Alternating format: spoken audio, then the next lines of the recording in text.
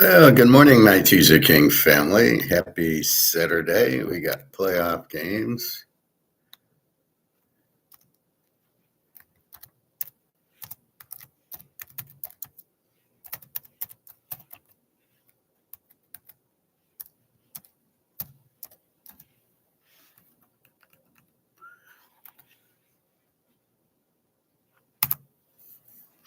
Seems like my D's sticking on my thing a little bit. Anyway, let's go through everything. Mark McGuire was finally on yesterday. $8,000 gold is second quarter prediction. And roughly, he keeps using this gold silver ratio, which I don't believe in. So he's saying, well, if gold's 8,000, silver will be whatever, 1/30th, or, it'll be $1,000. It'll get to 1,000. Let's say it's 500-600 by then. But there's no such thing as a ratio, because each market is determined by the demand. So, these could be equal, right? The Stardust and the DI could be equal as far as how many chips they made, but it's based on the demand. If there's more demand for the Stardust than the DI, this will be worth more because of the demand factor. So even though they made 1 million of each, more people want the Stardust than the DI, and that's where you get it from. So what I'm driving at is, if there's more demand for silver because it's cheaper than the gold price will go up, and it could go even. Yes, there's less gold, but it's not based on supply as much as it's based on demand. So more people are apt to take gold because of you can't destroy it. It's real money, as is silver and everything. John C., good morning. So it doesn't really matter as far as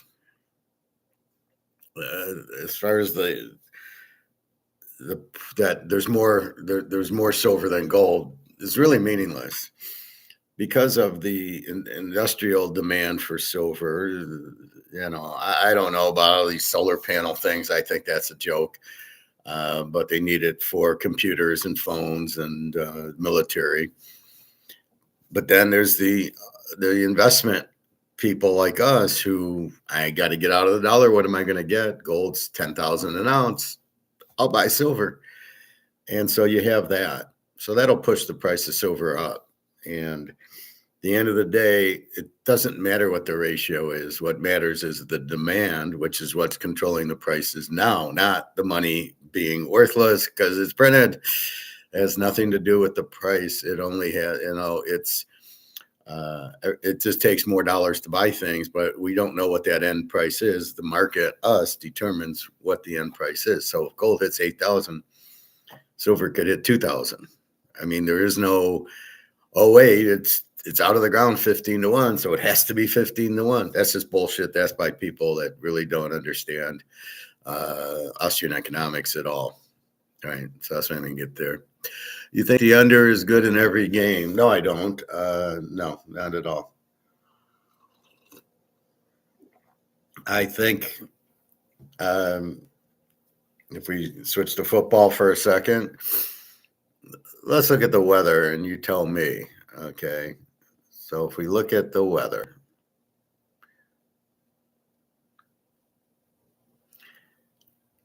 and I heard some idiots on the radio saying something, which I'll get to in a minute. Denver, Buffalo, 34 degrees, 6 miles an hour. No, I don't think the under is good here.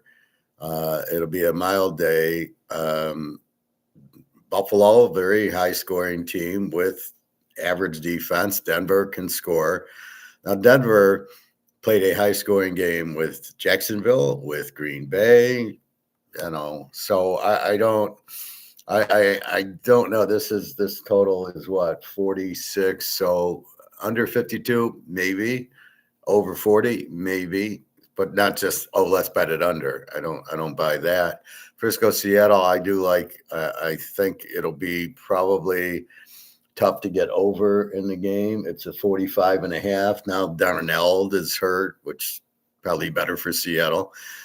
It's not a loss that Darnell's not playing, or he's playing hurt. But I think Frisco, you don't know. I mean, they were able to get 23 on Philly.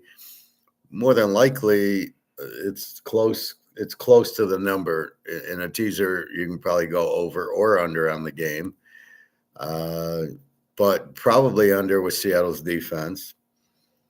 Houston, New England, yeah, that's probably, well, that's your free play. That is an under because it's cold.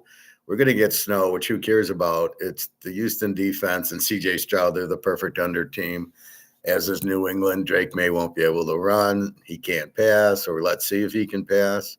This will be his test. Now, they beat Buffalo as their win. Let's take a look at New England and really. Oh wait, I'm in weather. Oops. Well, we'll take a look when we get to the game. It's hard to score on Houston's defense. We'll leave it at that. That's what I got as our under game.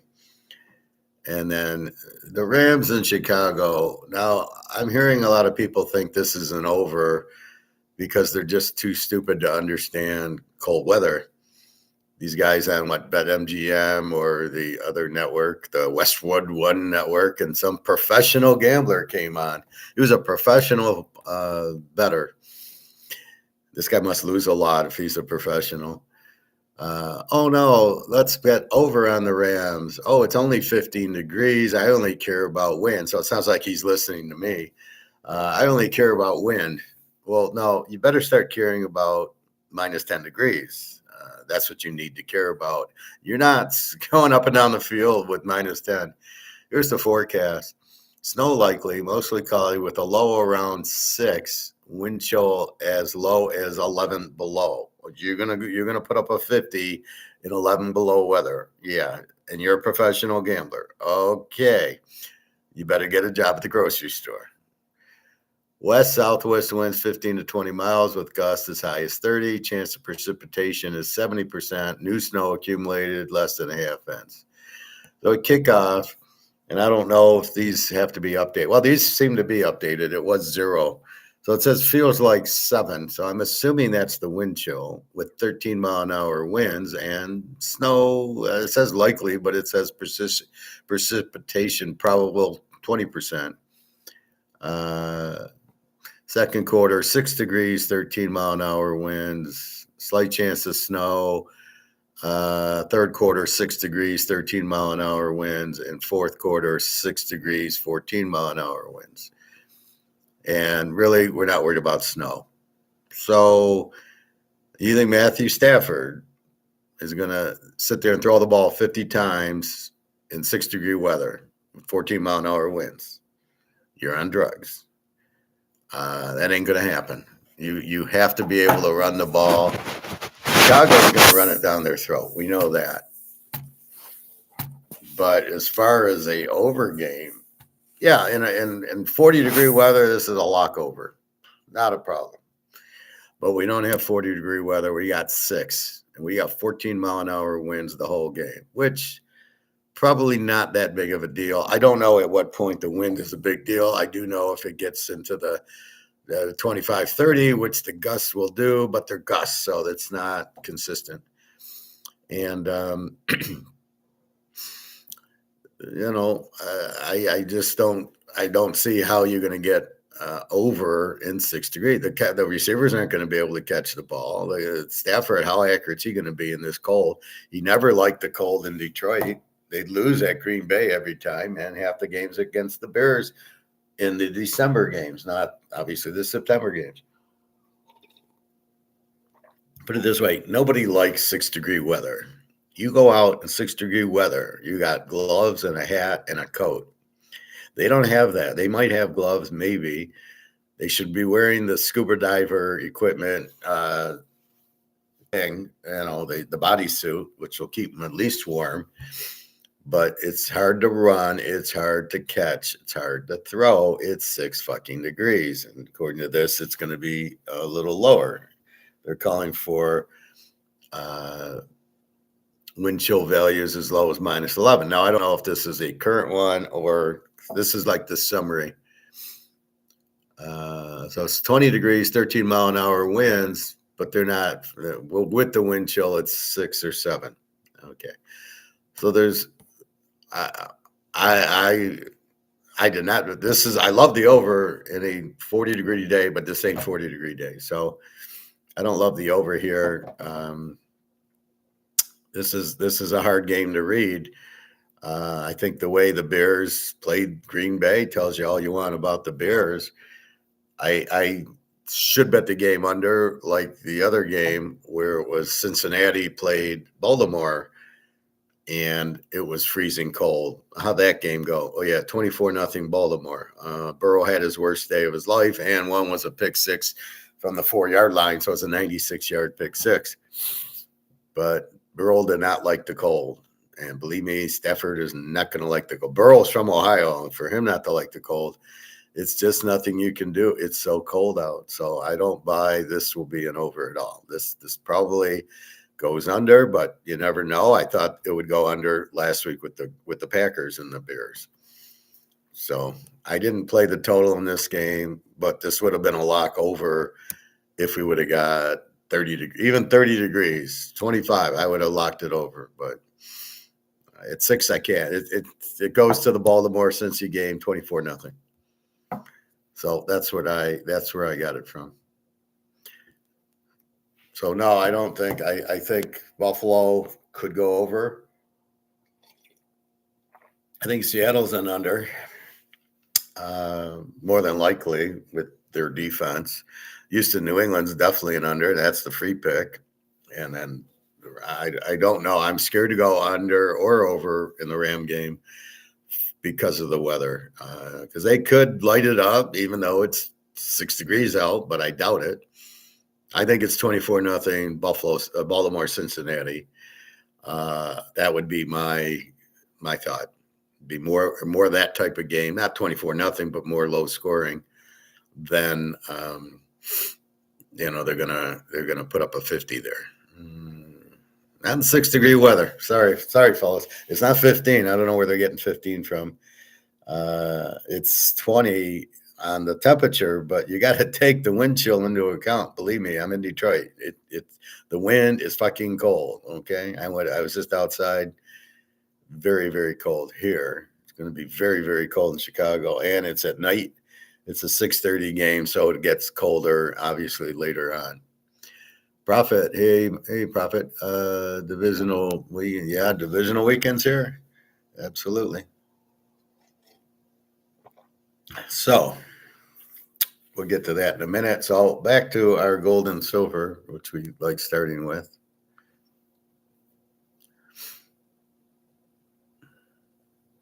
So our silver ended at 90.13, down $2. Why? It's just pure fantasy.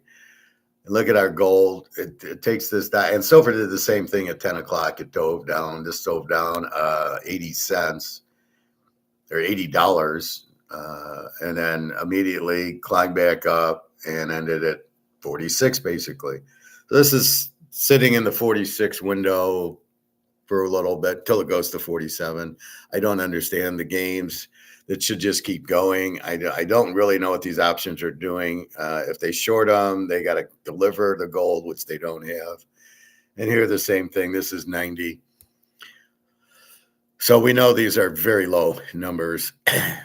Do not worry about, they're too high, they're going to come down. That's not going to happen. Now, I did watch a show about a guy trying to sell the silver back to the stores. Now, I know my guy will pay me $90.13. He will pay me spot for my silver if I was stupid enough to sell it. But these guys are like, they're giving me 90%, or they're giving me 95% as opposed to spot. Well, there's a combination. The dealers are idiots, and these buyers who have no idea what they're doing are idiots, because what they're doing is, why would you sell at 90? Oh, that's the top. Oh no, add at least 10 to it, like 900. That's where it's headed to. It's not 90. Is not, oh, it's all, that's it, because it's been manipulated by the paper. So how can it go higher? Because we're talking physical, not paper. Paper is just about over. So this 90 is very, very low. Why would you sell it? And if you do sell it, you get to go back into monopoly money. Why the fuck would you want to do that? That's not going to help you. This is worthless. So anyway, so the guy's calling other stores, and I'll give you, it's like 90. I'll give you 85 or 80, and the people are, oh, look how low it is. No. See, the stores don't know what's going on. So it jumped from like 60 to 90, and they're going, well, it's going to drop back. I don't want to get burnt.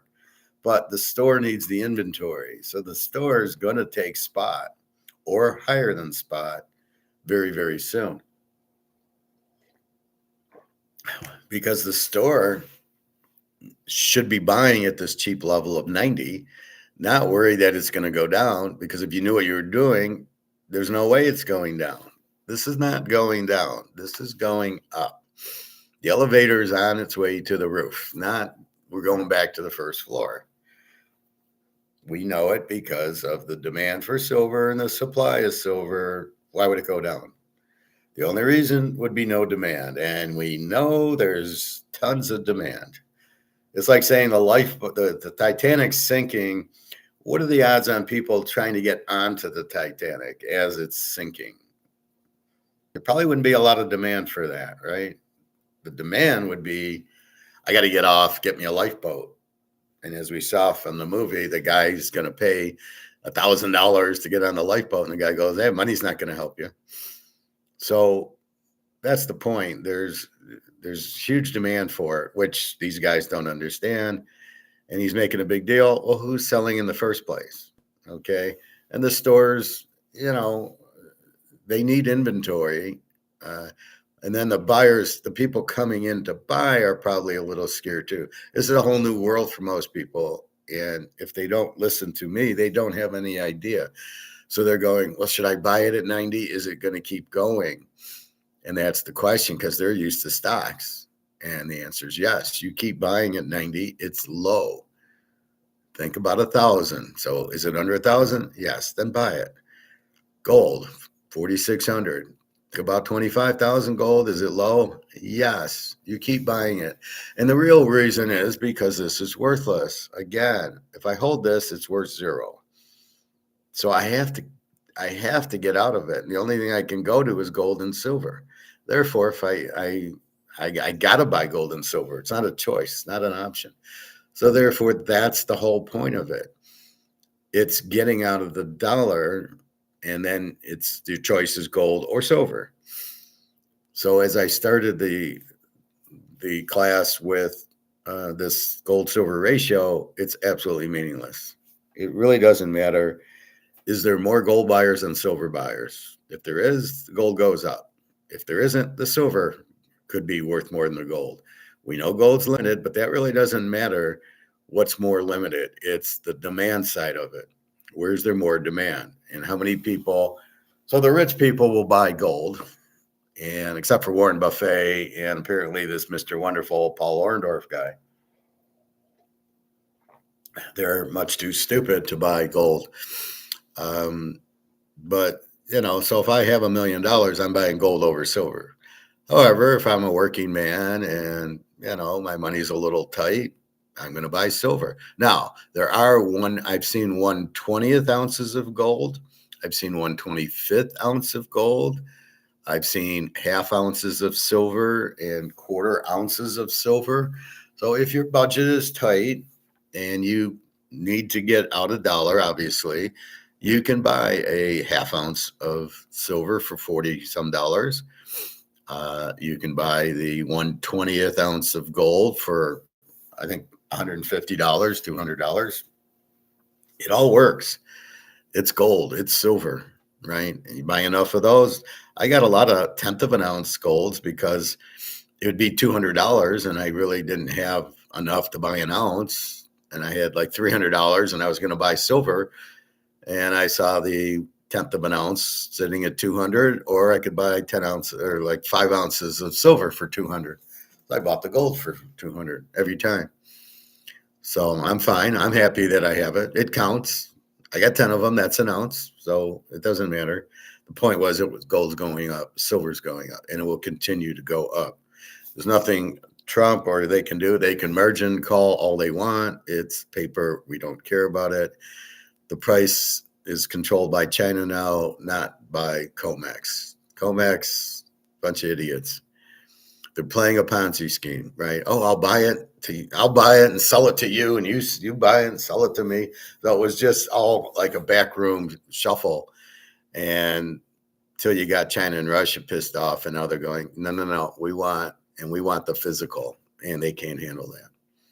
So anyway, I'll play Mark McGwire after football. He's calling $8,000 gold, and he doesn't really know what the silver, conservatively 600, but it's going to jump and fairly quickly by the end of the second quarter, early third quarter. So by June, July, we'll be sitting on a beach earning not 20%, but a lot more. Some guy asked me if I was at the pool yesterday. So some guy is asking me, well, you back to work? And I go, I got the perfect job. I watch my gold and silver price go up. It's just beautiful. So I said, that's my job. I said, I never made as much money watching it go up in the last year as I would have at working at a job. So that's my job. So anyway, but again, I have the skill to understand exactly what's going on and not a fear. This is not going down. You're not profit taking it. Only an idiot would profit take it. Now, I don't mean you can't sell. You want to go on a vacation. You want to go to Hawaii. You want to go to Germany and Amsterdam and Europe or whatever. And you need cash. You want to go to Singapore and you need cash. Okay, sell an ounce, get 4,600 for it for the trip. That's fine. But you got to have, not if you have 2 ounces of gold. If you have like 10 ounces, you're holding it. Now, obviously, if you need to eat or pay rent, you're going to have to sell it.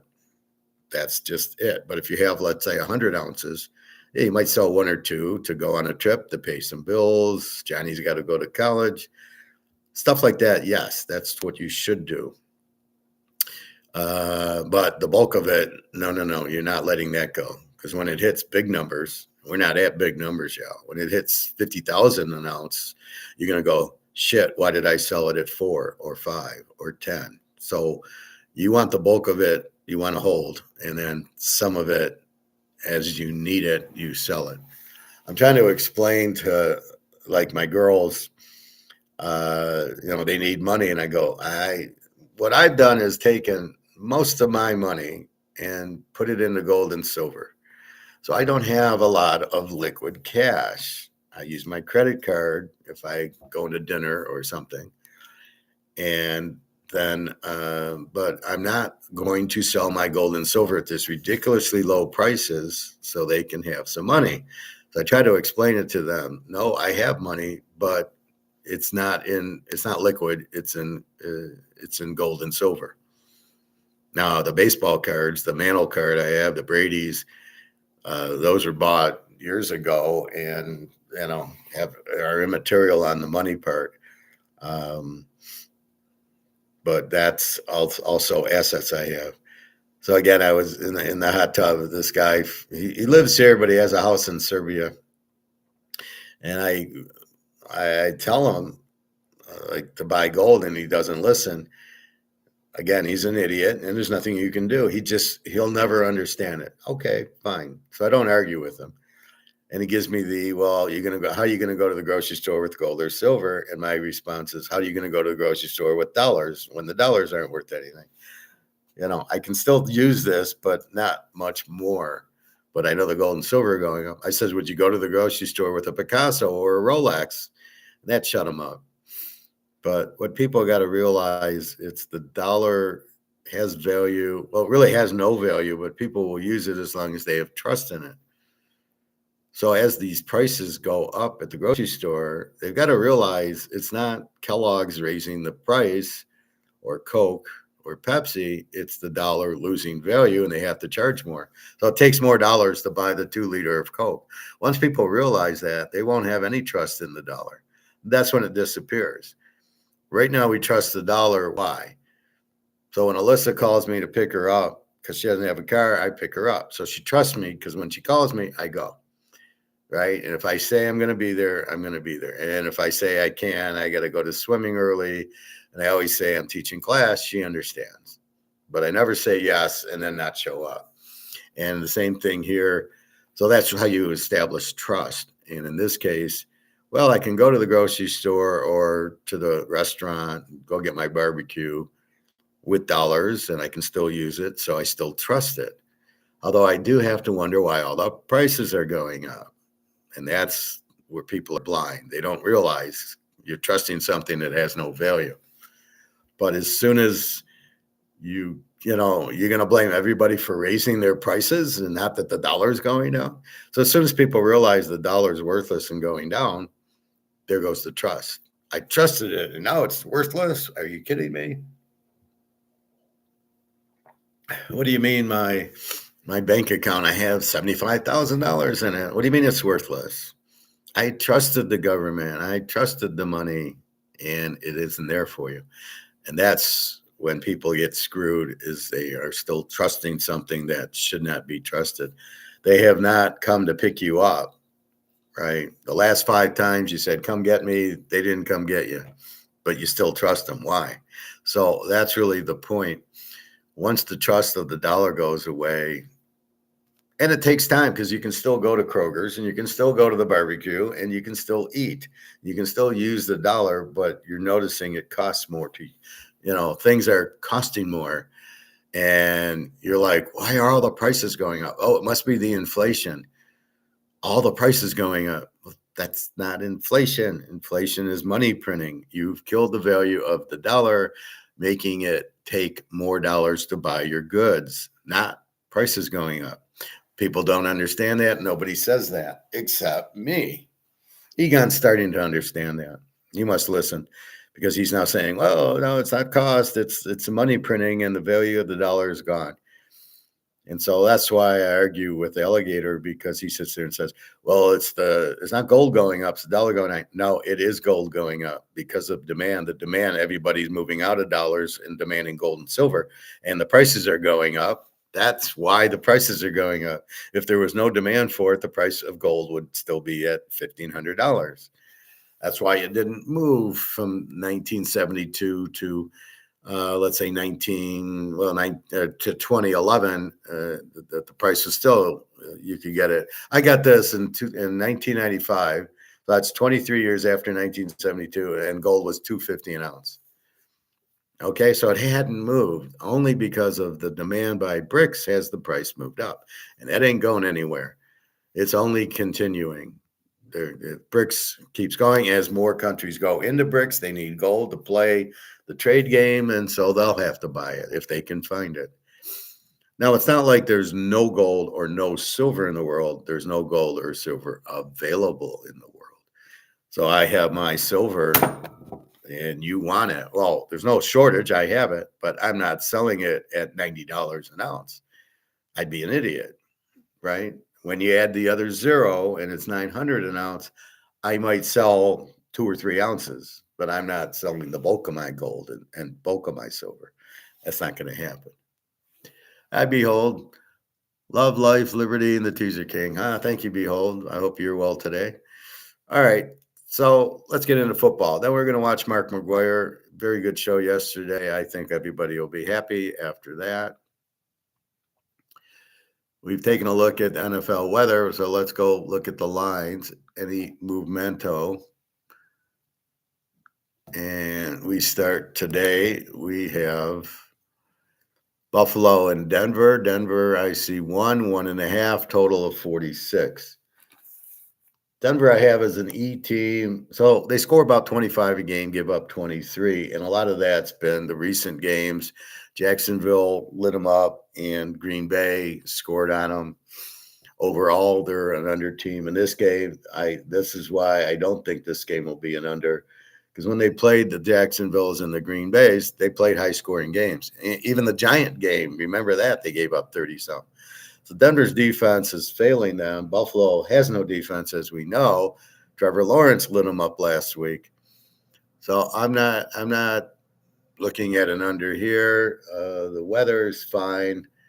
So we got Buffalo, a B team with the 21 defense, but they gave up 24 last week. They played a 51 with Jacksonville, who wasn't a bad team. People have asked me who the best team is by rank.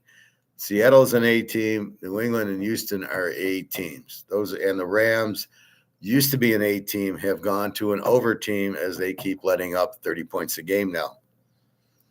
So the Rams were the best, are not the best. After the Lions, Seattle, and Carolina lit them up, you're not the best defense. I don't know if it's injuries or it's just they figured out what to do, but LA is no longer like the best team. So you have to keep recalculating. This is why I bitch about analytics, algorithms, formulas. It doesn't work. They keep moving. And that's the point. So LA went from an A team. If you look at them for the whole year, they're an A team. But if you look at them the last 5 weeks, they're an over team. But we'll get to that in a minute. So best team being Houston, New England, and Seattle are the best A teams. Doesn't mean they're going to win. And we'll get to that. So Allen against Knicks, Denver 16-1 in a teaser and 35-3 over the last 2 years in a teaser. Denver covers, especially at home. This will be probably a last possession game. I've already taken Denver plus 7.5 when the line came out, just like I did last week, taking Green Bay in 7.5 when the initial line came out. I know who I want. I don't need this last minute line bullshit. So in this game, I think there'll be points, and I like the dog, which is now Buffalo. So I could take Denver in 7.5 and Buffalo in 7.5 if I want to. Josh Allen's injured. The knee's okay. He can walk on it. Might be sore. The concussion, he's fine. And the finger, they tape it up or they numb it. They put that freeze on it. It's, so if it was really bothering him, he wouldn't have finished the game last week. It's a game. He's not, not will Denver take him out? Maybe. I'm sure they'll go after him. If this was good old football in the 60s and 70s, Allen wouldn't last the game at all. So again, 1.5, 46, Allen against Knicks. And Denver's defense Love ripped it up, and Trevor Lawrence, they probably ran it down their throat. So the Denver defense is not a 15 anymore. When they play the Jets and they play Oakland, it's a 15. Behold. Every day, some YouTube channel who never talked metal in the past are suddenly mentioning silver literally every day. More people are finding out, and there isn't much of the stuff. Well, behold, that's what I try to caution you on is who you listening to, and can you trust them? If you just come here, you get everything. We know it's very limited. We know the price of 90 is nothing. But yes, I see some of these guys, like Peter Schiff came out, $10,000 gold and $200 silver. And I'm like, so he listens and he's just taking my info and trying to get credit for it, which is what the guy does. He's a scumbag. So, yeah, that's why I tend not to listen to too many of those guys. That's why I steer you to Egon and I'll show you Mark McGwire today. Those are really the only two you should watch, and me, of course.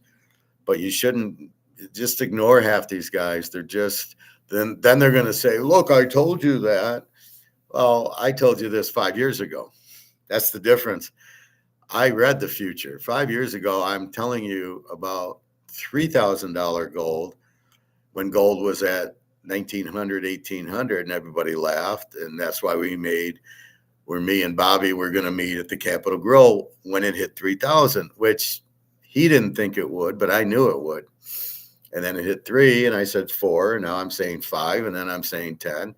I'm doing it way ahead of the game, and I know it's going to happen without a problem, barely an inconvenience, because I can explain why. So if they just say, "Oh, there's a shortage of silver, buy it," they're just trying to get like, "Look, I told you.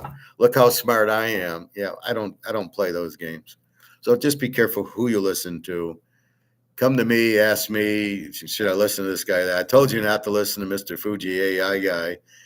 He's dead wrong, and it's just AI. AI is just taking data that they find and spitting it back without any type of analysis about it. So I wouldn't listen to AI, Mr. Fuji guy. You talk the white metal.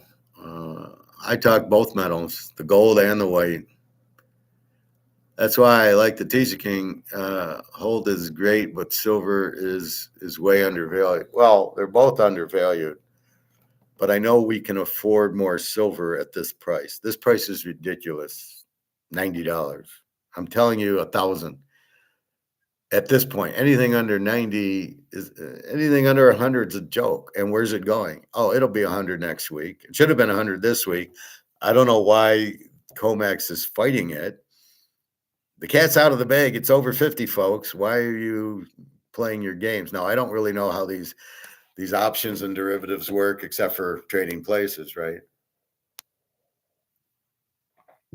And that's it. But I don't get the value of playing the option at $93 silver and shorting it and going down to 89 and making money, when if these idiots would just buy the metal at 93 and let it go to 500, they'd make a lot more money with no risk.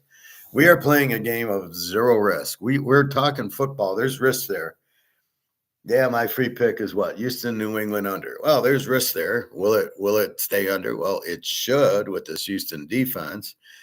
I don't care about the snow. Actually, that probably hurts us. But with that, it's the Houston defense and C.J. Stroud. So it's a perfect under team, right? They can play defense and they can't score with this guy. In New England, Drake May runs, he won't. That's a risk. Watching this go to 1,000, there's no risk. There's no risk in the portfolio. You have the physical, which is probably 80 times more limited than the paper crap, right? The paper is all what do you call it? The paper is all margin, right? I'll give you $10 and I'll buy $100 worth. Well, I couldn't do that at the store. I can't say, well, this is how much now, 180 because this is 2 ounces. Well, I'll give you $10 for this, and I got to give you 10%. I'll give you $20 for this.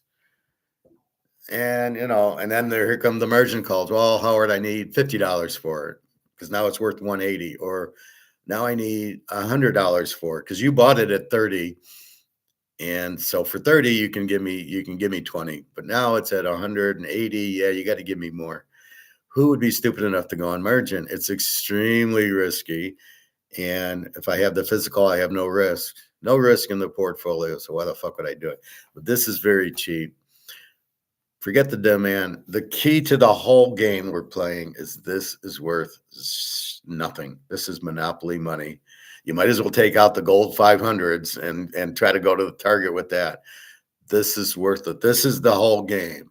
You've killed this, which makes this be the lifeboat and the gold be the lifeboat, and that's it. And that's your only option. So there's very little, and they can't save the dollar. It's going down, down, down. The only save is if they get on the lifeboat and back it by gold. And the reason you back dollars by gold is because people trust it. They trust, well, if I need it, I can take my 100 and get $100 worth of gold at the bank. That's why the gold standard works, is you can fuck up the dollar and print the shit out of it. But as long as I can take that 100 and get $100 worth of gold at the bank, then I'll trust that the dollar backed by gold works. And that's where we're headed. All the BRICS countries are just piling into the gold, which is jumping the price. And now they're doing it with silver. They came out with their gold-backed currency, which is now partially silver and gold. And this COMEX little Madoff Ponzi scheme is done. Um, John C. TK Bobby is buying gold. Are you friends with Bobby? How is he? Is he okay? Well, Bobby, I know. I told him when he gets his $1 million to buy gold. I told him that ever since he came on here. I was kind of surprised Bobby's in our class. I was happy he was, but I keep expecting Derek Jeter and Brady in the class. But yeah, he knows. He knows the whole thing. He bought a lot of silver. We would tease. He just put it on his bed and roll around in it. Ryan, how are you? When do you trade your silver for gold? Would you ever regret that trade? I would never do that trade. Why would you do the trade? Uh, no, you're not trading your silver for gold. You have silver, you have gold. Silver is going to skyrocket because gold's getting too expensive. So there's two classes. There's the rich people, your millionaires who are just going to buy gold, and then there's the average everyday person who makes 60 to 100 grand, who $6,000 gold's a little expensive. Maybe I buy a quarter ounce, a tenth of an ounce, or I can get silver at $300-400. I can buy 10 of those. So silver will definitely skyrocket once people figure out the dollar's worthless. So I wouldn't start trading one for the other.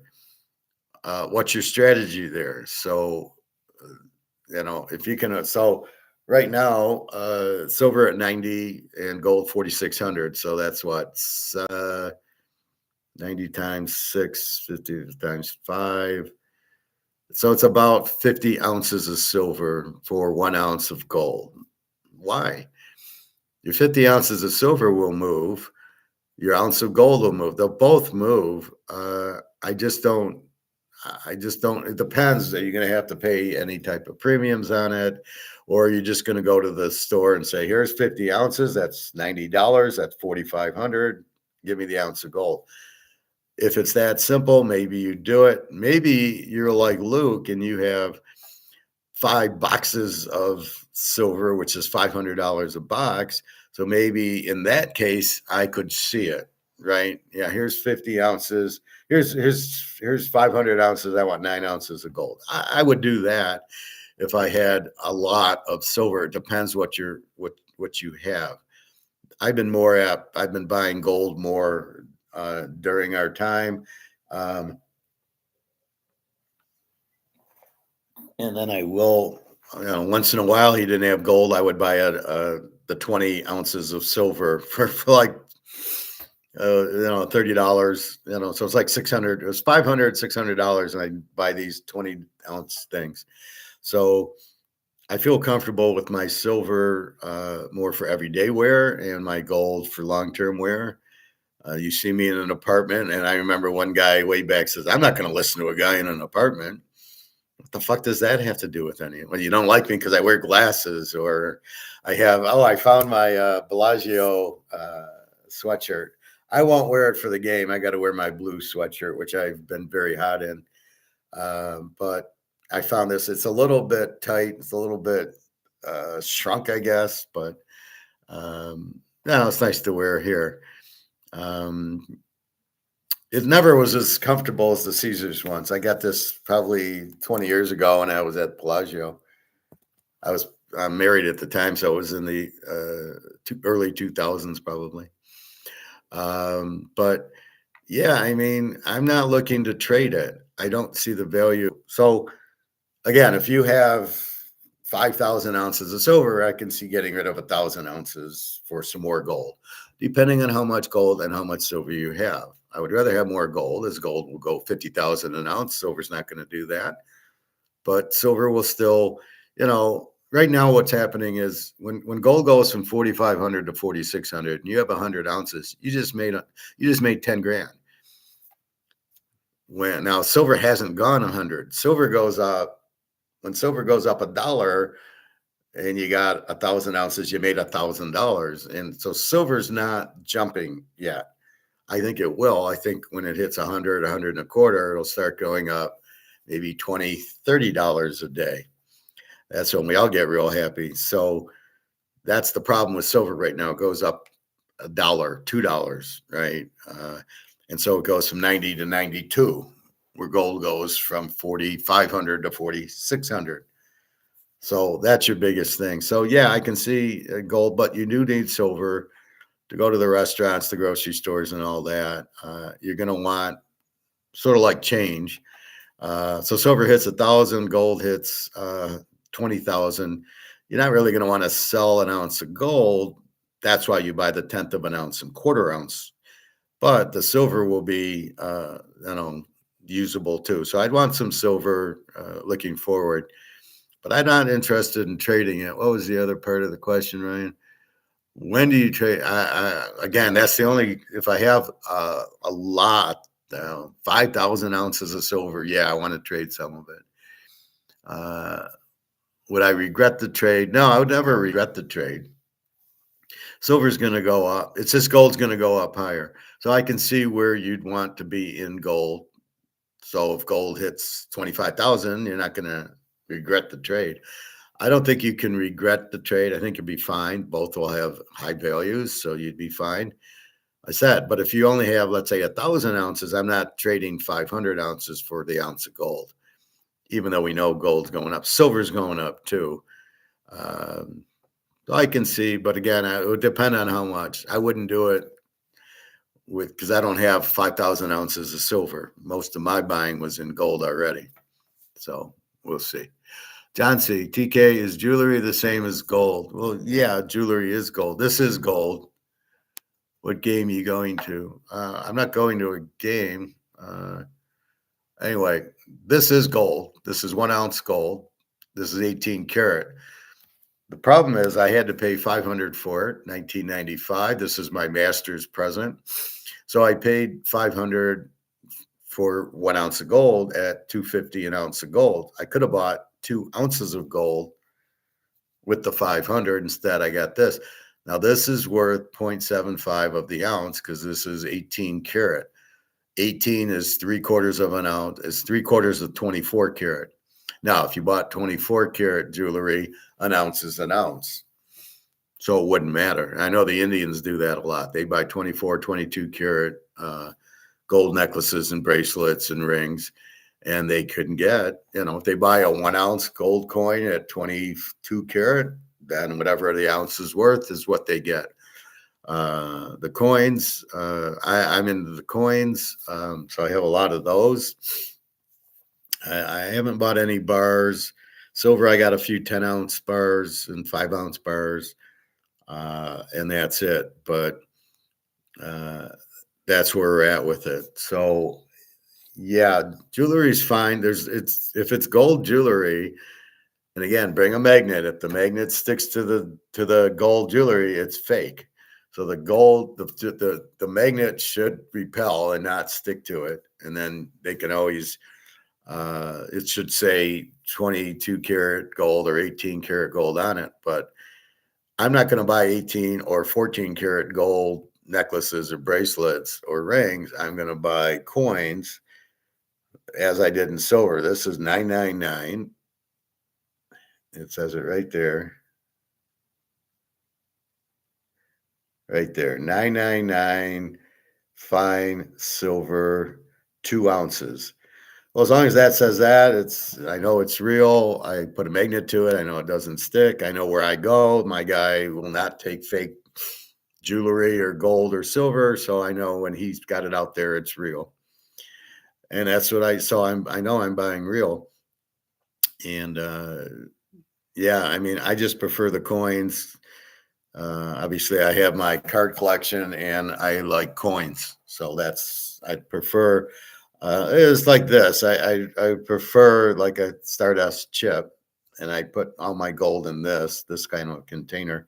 But that's what I do. So that just was a natural to get that. I think coins are much in demand than the bars, at least the 1 ouncers. Now the big bars, the James Bond Goldfinger big bars that Russia and China get. Well, obviously I'd rather have that, but who can afford? That's like 100 ounces or more. Profit has like 100 ounce or 110 ounce bars. So Yeah, I mean, that's fine. The problem is when you have the big ones, if you need to sell it, you got to sell all of it. So if you have a 10-ounce bar of silver, you can't sell 2 or 3 ounces of it. You got to sell the whole bar, all 10 or all 100. You got to sell it all. Versus, I can sell this one coin, get 2 ounces. I get 180 for that. So that's kind of what you look at, and yeah. So jewelry is fine, but keep in mind you're not. It's not a good value. It's not a good value for you. So if you went to get an 18, if you went to buy this now, and gold's 4,500, I'm going to pay 7-8 thousand for it, but it's not worth 7-8 thousand if we're just looking at gold. Right? It's 18 carats, so 18, so 3/4 of 45, 4,600 is like 3,800. It's worth 38, 3,900. Now I paid 500 for it, so I'm happy. But if you were to do that now, you're going to pay $8,000 for something worth 3,800. Or you can buy 2 ounces of gold, and or you can buy the ounce of for the 9 grand they're going to sell it to you. You can get 2 ounces of gold. So that's why I say get the coin. It's a much better value, better return on investment, better use of your money is to buy the ounce. In silver, it's better to buy the rounds or like the maple leaf. If it's spot, it's fine. This I paid spot for my maple leaf. Uh, so I'd rather do that than buy the jewelry because the jewelry is going to be too expensive, and I'm not going to get the value. You can't really sell jewelry for the jewels, for the look. Right now, you can buy a Rolex that has diamonds, and it's going to go up in value. But just the regular, like if you bought the gold necklace, right, and then you wanted to, if you bought the gold necklace, you're gonna pay like right now, you'd probably pay 8 grand for this 1 ounce, if not more, maybe 9 grand. But then you could buy 2 ounce coins for 9 grand that are an ounce that as it goes up. So the better value is in the coins than the the than the jewelry. I know your wife wants a gold ring, a gold necklace, the gold bracelet, and you buy 1 or 2 of those, but just be careful with it. Uh, it's not going to get. You certainly don't want to buy an ounce one. It'd be too expensive anyway. It'd be 8-9 grand, which you'd be better off buying an ounce of gold and a bunch of silver with the 9 grand. You'd be much better off from a financial standpoint. And just explain to your wife or girlfriend, well, yeah, I'm buying you this, and it'll go up, and we'll be fine. So I know, the first one you might get a necklace or a bracelet, but you'll probably get 18 karat, but a half ounce of gold, and you're still spending 4 or 5 grand on it. What game am I going to? I'm not going to any game. What do you think I'm going to a game for? I didn't say I was going to a game. Okay, so back to football. Oh, and I had a thought. I was showing you the thing on idiots, and they keep flashing and trying to get us not to concentrate, right? Showing us 2 seconds of this, 2 seconds of that. And I find that I notice that in commercials. I'm watching Pluto, right? And it's the same thing. It's 5-6 minutes of movie and then 6 commercials or 7 commercials. And it drives you nuts because it keeps breaking your concentration. And then you're like, wait a minute, I got to go back. What was I just watching? So I tend to do something and let the movie run, and then I can rewind the movie and not have commercials. But yeah, Pluto is a pain in the ass. But that's what they're doing, bombarding you with commercials that get your concentration off. So let's not break your concentration anymore. And let's talk football. Seattle 744. Now we've come where I just heard yesterday Darnell has an oblique problem, which is his stomach muscle. So all of a sudden he's injured. He wasn't injured the last 2 weeks. All of a sudden he's injured. Is that real? I don't know. He still sucks. Both teams are A teams, but with the injuries, Frisco is probably more of an E team. Their defense is a 22. Philly got 19 on them. So the defense isn't this great defense that they usually have based on the injuries. Fred Warner is not playing this week. He'll probably play next week. Probably just doesn't, he's not in shape. Sounds like after preseason when nobody's in shape, right? So Frisco, literally an 18 with the 22 defense and Brock Purdy, but they scored 3 on Seattle. But they did get 23 on Philly. Now, all they have is Christian McCaffrey, so just take him away. I mean, it's amazing. Seattle, an 18 with the 14 defense. And Darnell, there's no teaser trends.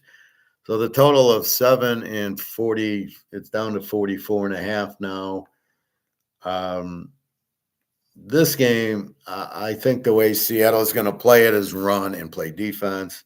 Frisco, all they got to do is take McCaffrey away. Frisco, Purdy, they got no receivers. Even with Purcell, they have no receivers.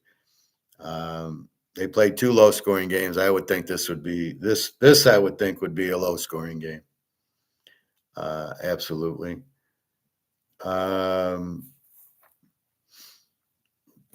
So then, what do I got? No teaser trends on this. Okay.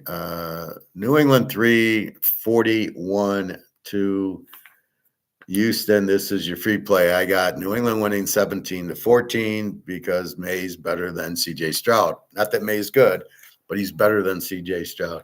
These are both A teams with 18 defenses. So they can score over about 27-28 with 18 defenses. However, Houston scores on their defensive pick sixes and fumble returns. And New England scores on Drake May running the ball. Houston, a 30-6 game over Pitt, and New England played a 16-3 game with San Diego.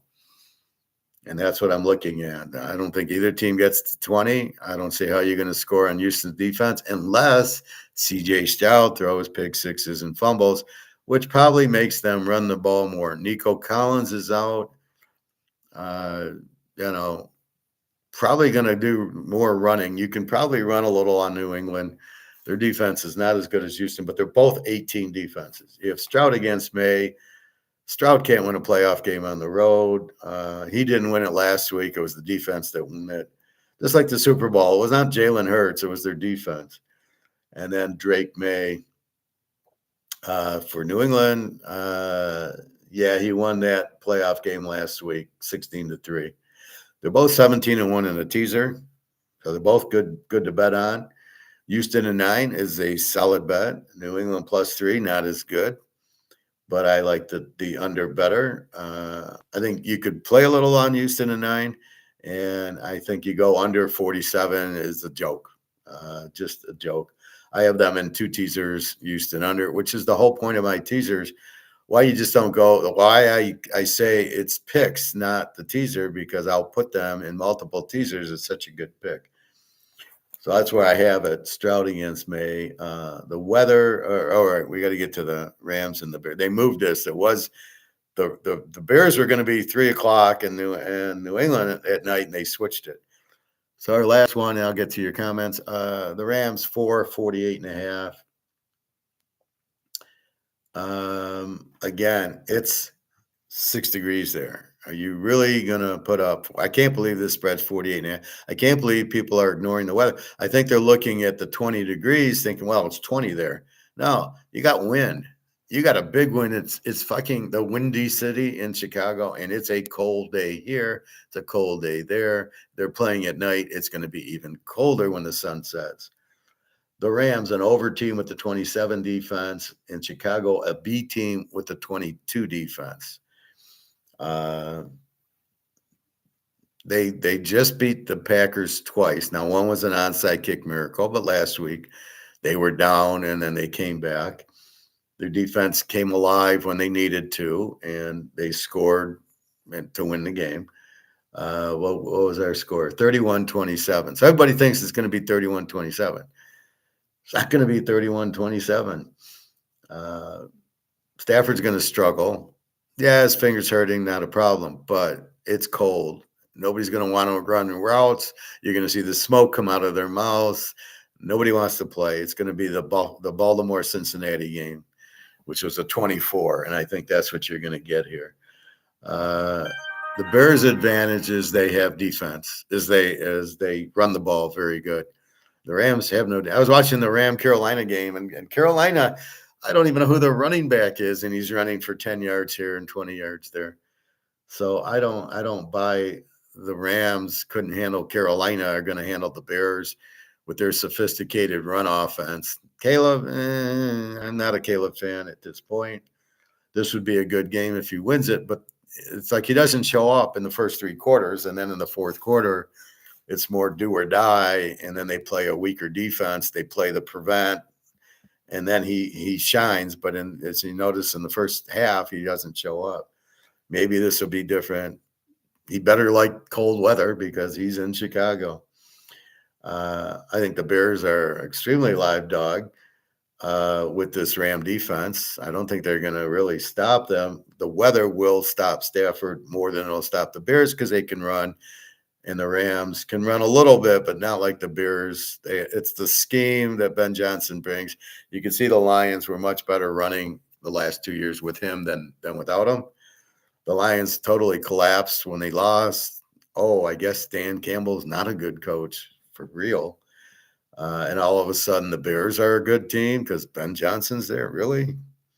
So I think the Bears have a very good chance to win it because of the cold weather. If this was a 40-degree day, I would be locking this over 48 so fast your head would swim. It started at 51, and I was tempted to go under 57. But I thought I'd wait. It's gone down to 48 and a half. People who are betting over are out of their minds. Not that it shouldn't be an over, but not in 6-degree weather. I don't know who's reading that it's going to be 20 degrees there. They're out of their mind. It's going to be windy. It's not good to pass in the wind. As we know, it's going to be cold, and it's not good to play in the cold. So they'll be in their skin diver or scuba wetsuit like Richard Dent wore in the 80s, in the 90s. The 95 Bears. In the 90s, they would wear the skin diver wetsuit and keep them warm. But it was still cold, and they'd still the Bears in the cold. It was low scoring. So the Bears just don't have the defense like the 95 Bears, but LA is going to struggle in this weather, an indoor team. Chicago, 16-2 in a teaser, 9-0 at home this year. And I think it's about 18-2 the last 2 years at home. So Chicago is an excellent home team. The Rams are pretty good road favorite also. But again, as we saw, they were 11-2 as a road favorite until last week when they were laying 4 and couldn't beat Carolina. So you gave up 31 to Carolina. In what universe are you thinking they're going to shut down the Bears and the defense is going to get better in 6-degree weather? Yeah, you guys out of your minds if you think that's going to happen. You couldn't stop Steve Young. You're going to stop. Now, Caleb's not much better, but Ben Johnson is, and they're going to run it down your throat. So I don't know where you're going to get better that you're going to blow out Chicago. You're out of your mind. So Chicago, very live dog, and I'm leaning under, but just in case the Bears do what the Bears do, it could go over. But by all indication, in 6-degree weather, I'm not betting overs. Rust Cole. Oh, welcome to our class, Rust. When do we sell silver? The answer is never. This is not a stock. We are not buying it to sell it. We are buying it to hold it. We are buying it to get out of dollars. We are not interested in selling it. However, if you have 1,000 ounces and you need to pay a bill or go on a vacation or your girlfriend needs money, you can sell a couple ounces. But this is not stocks. You're not looking to buy this to sell this. You're looking to get out of dollars and get into gold and silver to buy it as the dollar goes to zero. So why would you want to get back into dollars? And it's going to 1,000. So you want to sell it at 90, you're going to cost yourself a lot of money. especially when you see it at 500 going, shit, I sold it at 90. So you don't want to do that. We're not looking, this is not that game. This is a game of buy as much as you can. And like my baseball card collection, I buy as much as I can. I'm not looking to sell it. I'm looking to add to the collection. So I wouldn't, like I said, if you want to sell a few ounces, I gave my girlfriend a 10-ounce bar, and I says, she's thinking of selling it when it hits 100. And I go, well, be careful, because when it hits 500, you're going to be pissed. But I gave it to her. It was like at 30 an ounce. And I said, well, at least wait till it hits 100. So she's like, oh, I'll have $1,000 then. And I'm kind of like, well, if you really need the money, sell it. But it's going to 500 easily, and obviously to 1,000. So this isn't the game we're playing. Profit, I think we're looking at mostly unders this weekend. Rest to call and where. I'll get to that in a minute. Rest call. Ryan, got to run. Good luck, everybody. Have a nice day, Ryan. Good to see you. And where are you going to sell your silver? Well, I could just go to my coin store. He'll take it in a heartbeat and give me spot. I think he might give me a check as opposed to cash, so I take the check to the bank. So you got to be careful if he does give you a check that the bank's still open, and see how many days it takes. The bank might take 4 or 5 days to clear it, but that's it. But otherwise, at this point, sell it. Here's the rules on 1099s. If my guy won't give it 1099. Here's the rules, gold.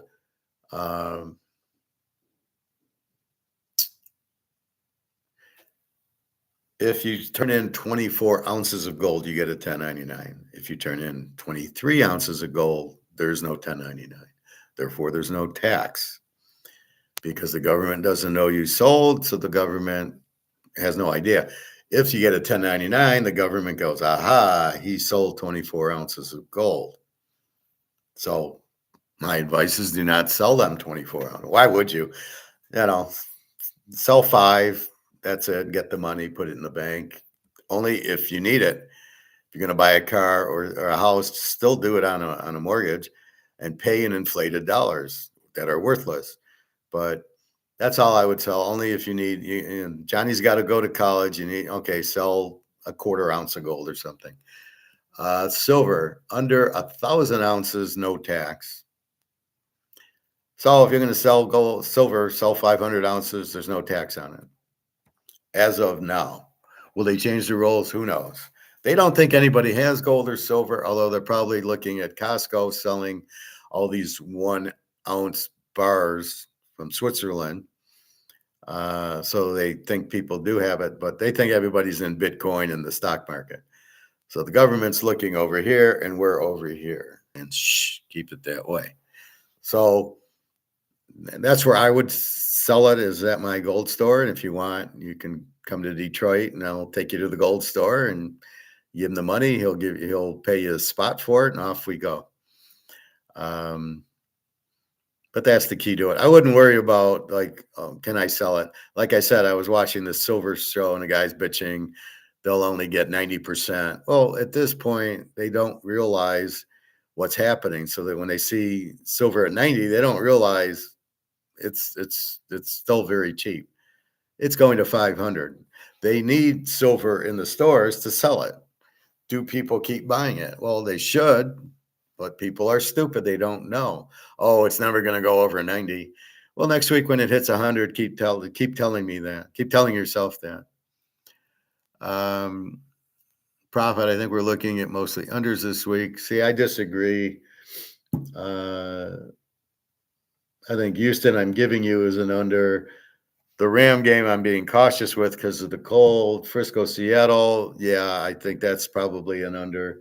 Well, Buffalo, Denver, I do not agree with that. It could be an under, but more than likely, I think it goes the other way or close. It maybe sneaks in the under because it's 46.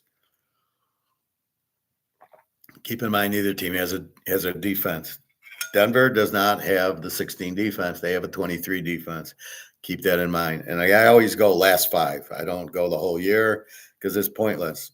So last 5, Denver only had one Oakland game, and they were at 23. Again, Jacksonville lit them up. Green Bay lit them up.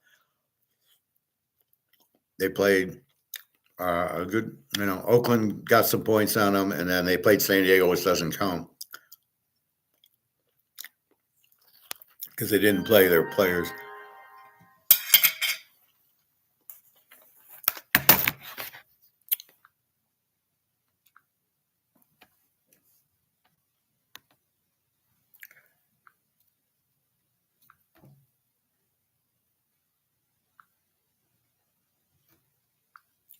Just a second.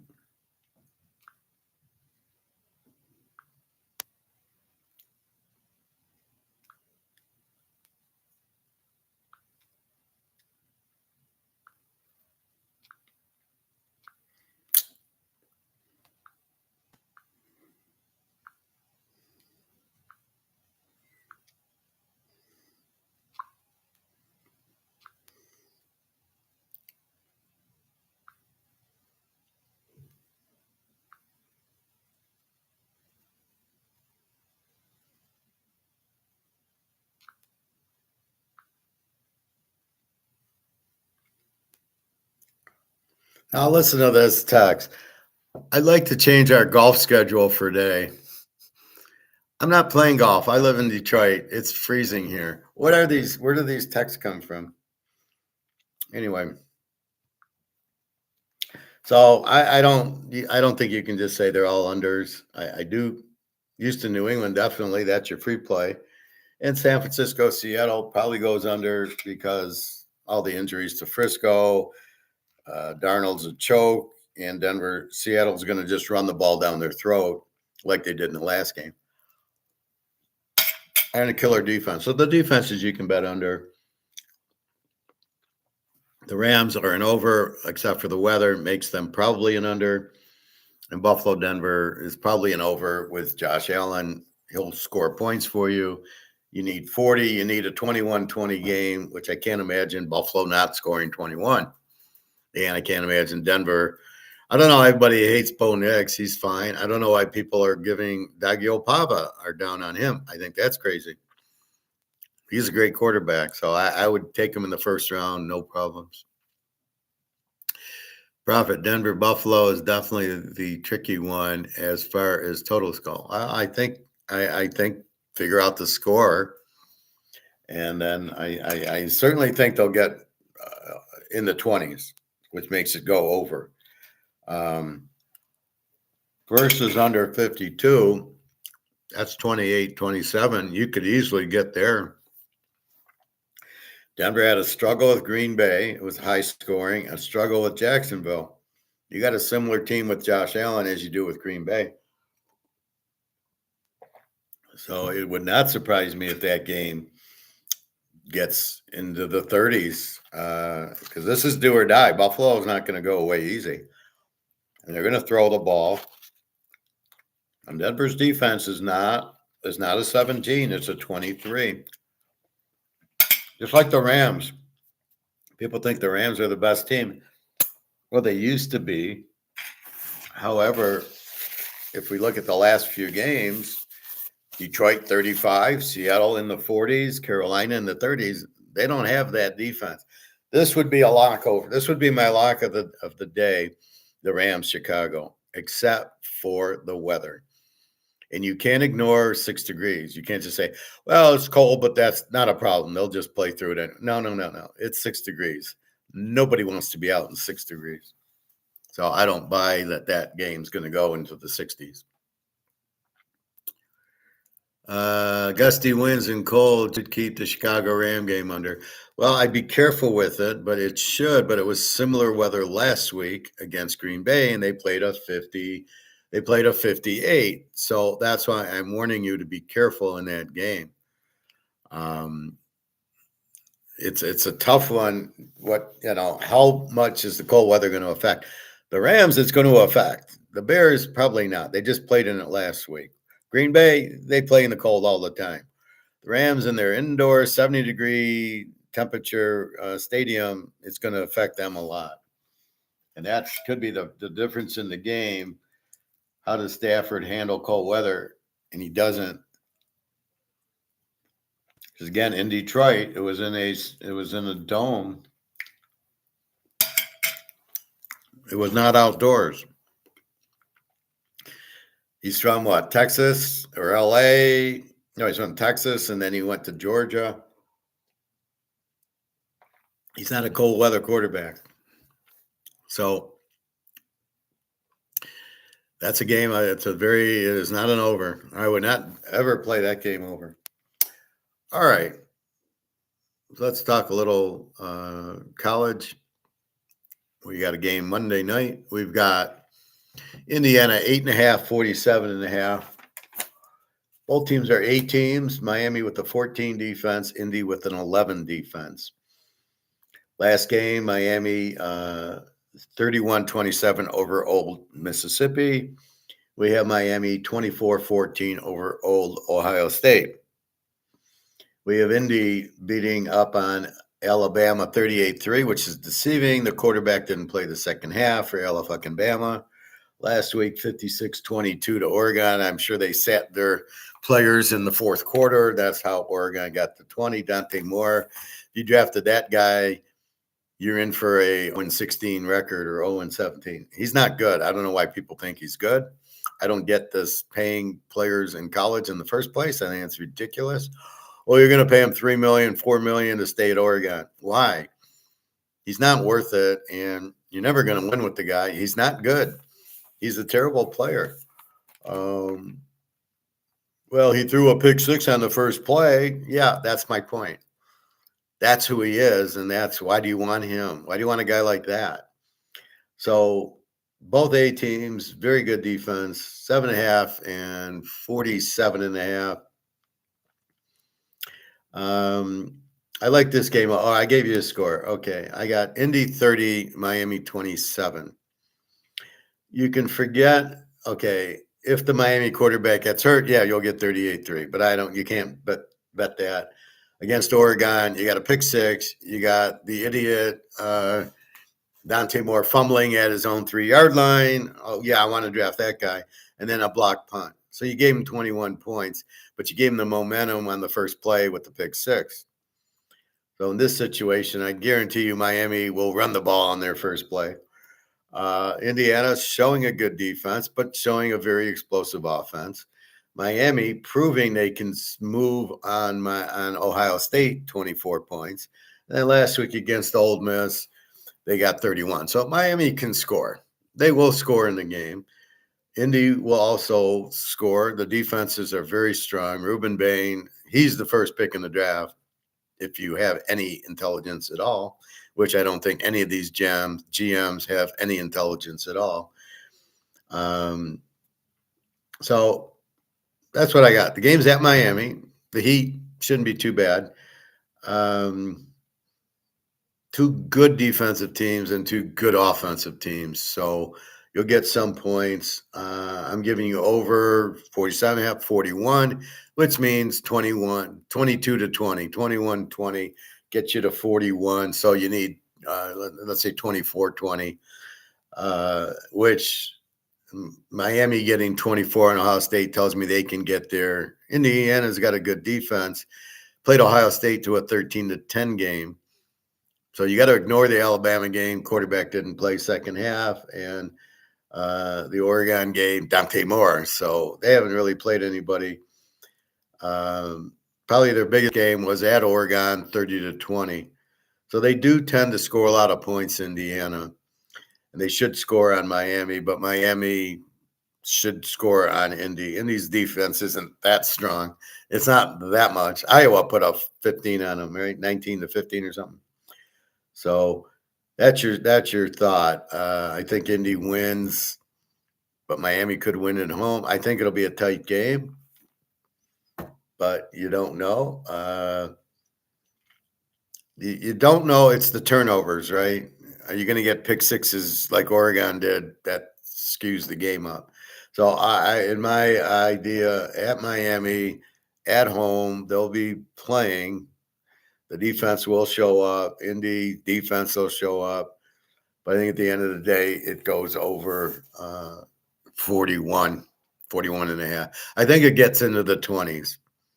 because when they get rolling, they score. And I think the second half will be explosive, and that'll get us our over there. So free play here is Houston, New England under 41 goes to 47.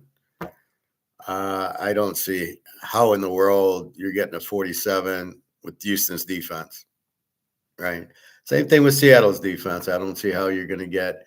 This is 46, a 52 or 45. How you getting a 51 in a Seattle game with that defense? So you got to really look at the defenses. They'll control the game. Seattle with Darnell with the oblique. Okay, their backup sucks. So it's going to be more handing off. Darnell probably can't run. I don't think he's a runner anyway. Purdy, he'll struggle against this defense like he did 2 weeks ago. They got a whopping 3 points. McCaffrey played. Kittle played. So Kittle's out. McCaffrey, I would take McCaffrey away and run it down their throats like they did.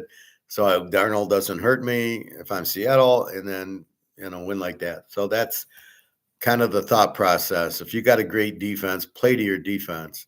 Most coaches are too stupid to play to their strength, and they end up losing because they don't understand their strength. Houston should never throw the ball without Nico Collins and with C.J. Stroud.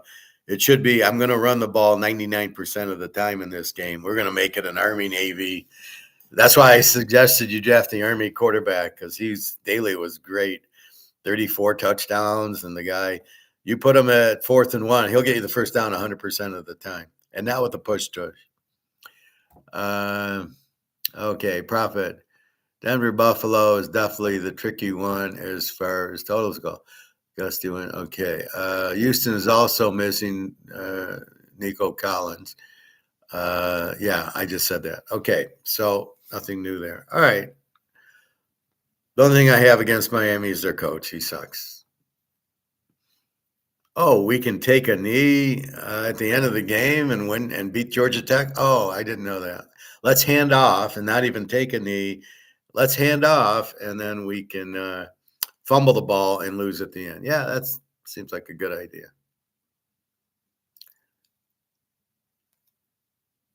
All right, a quick Egon and then Mark McGuire.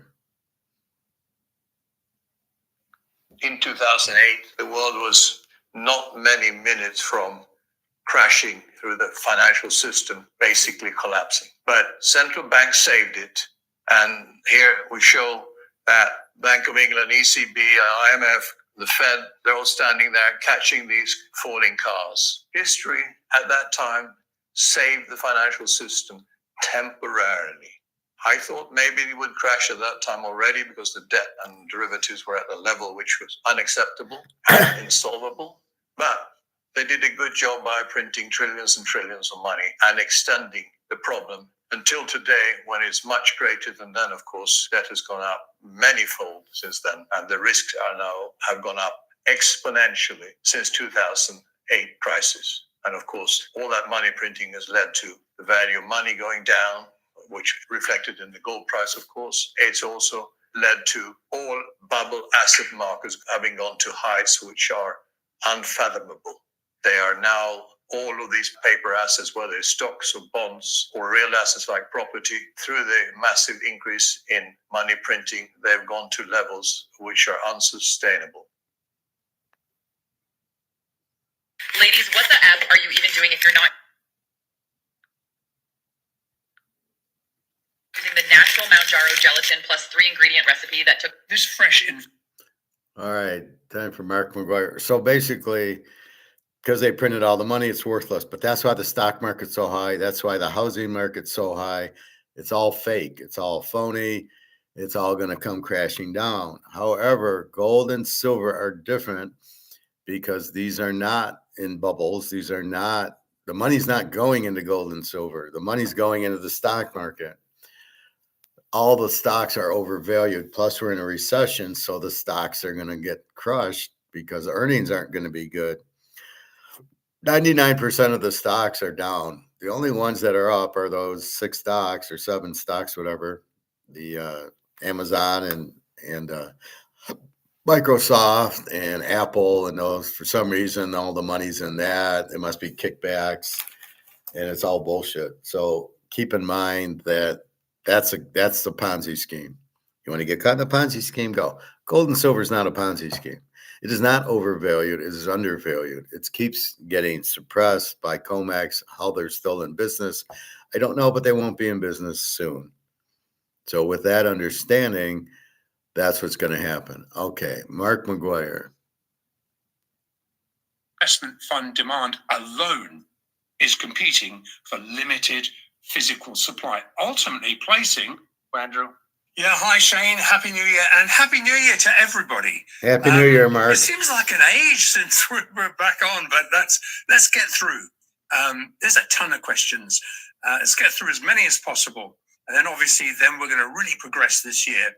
And so to pick up the thread from where we left off, let's start with the short-term New Year action, which directly followed the December end-of-year casino-driven failed sell attempts. Now we'll look at the charts in a little while back. So he's talking about when the silver went down to 72 on that break of the holiday, when there's really thin trading. We're all going, what's going on? That's what he's talking about. It was all done by the banks and COMEX to try to get the price down, to try to get out of their options, because these morons are all shorting the most demanded thing in the world, like a bunch of fucking idiots. They're probably like GMs of the football teams, right? The same skill set. And despite every effort made to take advantage of, we always have very thin end-of-year liquidity, and there's always attempts to try and gain those, because, if most people aren't on their desks and speculators have left and people are on holiday, that's the time you always expect some additional volatility.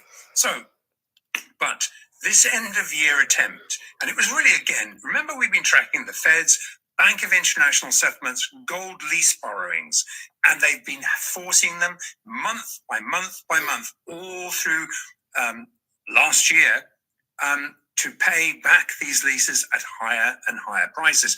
And once again, despite best efforts, they were forced to repay this borrowed gold at a sequentially higher 2025 price, $90 higher than the November close, which was already nosebleed territory for them.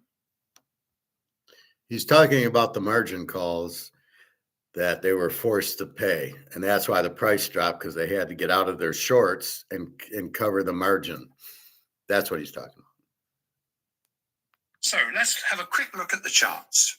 If you recall that every single month since the Shanghai Futures Exchange opened in March 2024 and all the way up through, and this was the same point on the spot daily chart, every single month without fail, it's forced the Fed to repay billions and billions and billions of dollars of gold back sequentially at higher and higher and higher prices. And because spot gold is NSFR compliant and has to be deliverable, this gold had to be physically bought back at market. From under 2,000 at the Shanghai Futures Exchange open, and it was, I think, just under 2,000, up to the December close here, which was a pushback from breaching above 4,500 into the close here. And that was really basically $2,300 higher after being groomed back to 43.20 to market at the end of month event, at the end of the year event. And by the way, looking at the widening physical to paper disconnect, this month's January mark-to-market event, which will be the end of this bar here, is likely going to force significantly more buying, at least $500 higher than in December.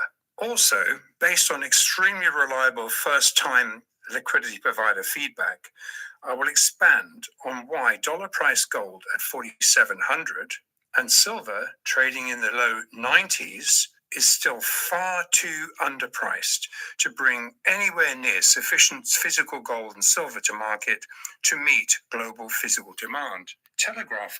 So what that means is I don't want to sell my silver at $90 because I think it's way too cheap. When I start hearing 500, 600, I can bring some silver to market, but not a lot, just a little. Because I'm not looking to profit take. I am looking to accumulate and hold and keep value in my asset. I want my asset to go up, not selling it, because if I sell it, I get back in monopoly money, which I don't want to do. I don't want to hold any of this. It's not worth anything. So therefore, they're looking for silver, but at this price, nobody wants to sell it. And when the price goes up, you get $300-400 for it. Then some people will say, "Oh, I'll sell it for that price." Not me. I'm waiting, for 3 zeros. I start hearing, but I'm not. I'm only looking to sell a little of it. I'm not looking to profit take if it means I have to get back into dollars. It's only for bills or vacation would I sell, not oh good, I made 10 grand. Let's put it in, let's put it in the bank where it's worthless. You've got to understand it's worthless in the bank. The dollar's worthless. So you don't want to sell to get into dollars. You can sell to buy a Rolex. You can sell for a Mantle card or a Brady card. You cannot sell to get into dollars, to hold the dollars, only to spend the dollars. I need to pay a bill or take a trip, sell to do that. But that's it. You're not, oh, now I got 50 grand in my bank because I sold 50 grand worth of silver or gold. Well, that's the stupidest thing you can do because it's zero. That's the whole game we're playing. We're getting out of that.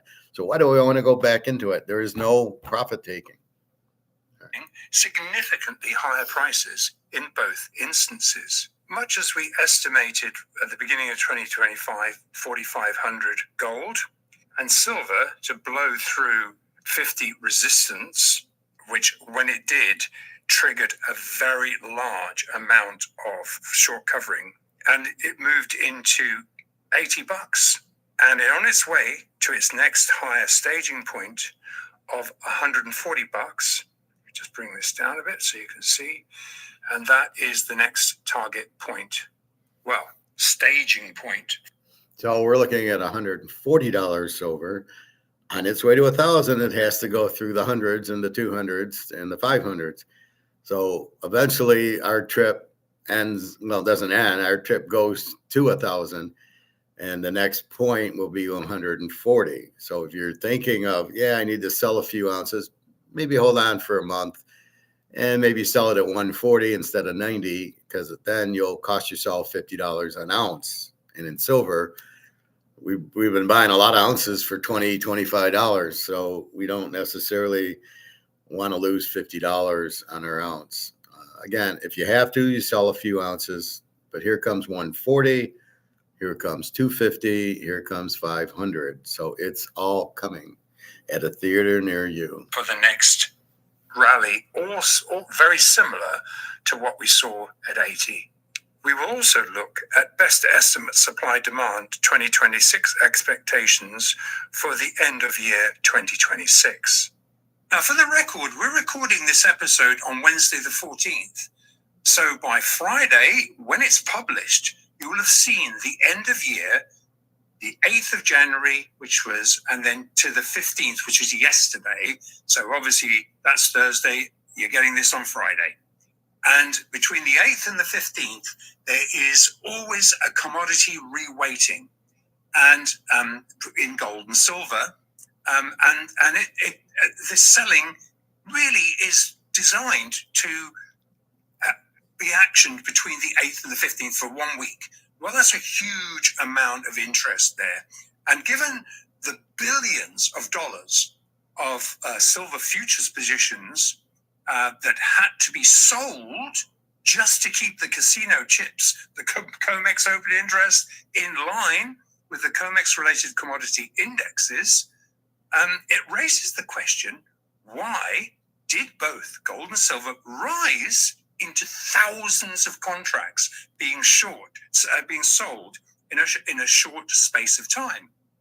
Now, I think The annual synthetic reweighting event provides the perfect example of why the COMEX is broken and it can no longer be trusted as a price-setting exchange. This is timely. They can't hide this kind of stuff. And it's historical by nature. Now, especially as in this case, because gold and silver outperformed all the other asset classes within this index, the synthetic reweighting has been forcing the funds participating in these indexes, and there are a lot of them, to sell billions of dollars of casino chips, gold and silver casino chips, Paper. just to kind of form fit the index. And it leads us into a deeper understanding of why silver is not just rising on surging bullish fundamentals, it's also rising into as yet unfactored technical bullish drivers. And we're going to have a really good look in more detail of this shortly. But first. So what he just said was all the paper options have been sold. They're the ones keeping the price down. Now it's just board the rocket and enjoy the ride, because what's been happening with COMEX for the last 53 years is they keep the price suppressed. They keep, the price is going up. We'll do options to lower the price. We'll do options. We'll short, which means sell. We want the price to go down. They've been doing that, price fixing the gold and silver, which is why they've never had a high price, which is why the interest is not in those, but in the stock market and in real estate trust and land and whatever. That's why the interest has been there, not because nobody understood it. So it's the only thing where COMEX is sitting there fucking everybody over, going, well, we're going to short. We'll keep the price down, and we know the price is 10 times higher. So that's why I say it, is because of that. Now it's broken. Now they're trying to short. They can't. China's running the show, and Russia's running the show. And when you have all this gold and silver, you want a higher price, just like us, right? If you got 1,000 ounces of silver, I don't want 25, I want 250, because I got it already. But when you're looking to buy, you want a cheap price. But now it's all bought. It's all gone. There's not a lot of gold or silver available at these prices. It'll just keep going to the moon. So enjoy the ride. To explain what's going on with these reweighting adjustments, have a look at these slides here. Let's drill into the head fake commodity gold futures and silver futures gold rebalancing selling calls, largely emanating from two very wrong-footed banks, namely Toronto Dominion's Daniel Garley. And that mirrors, if you remember, in January of last year, he was on the wrong side. It was short gold into 2025. And this call mirrors his erroneous bearish. These Canadians, you can't trust them, Prophet. Prophet. We highlighted at the beginning of 2025 trading. And this was alongside Deutsche Bank's well-respected Michael Husch. But he had some bearish calls, which were picked up by multiple media sources, including Zero Hedge here, as you can see.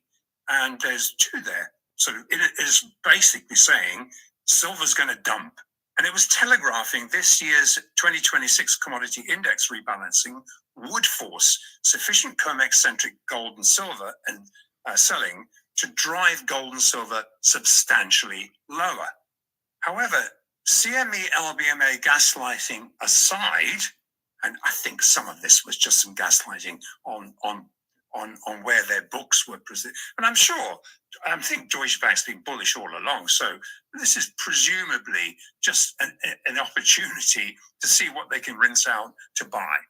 And as we can see. So that's why you got to be careful who you trust, right?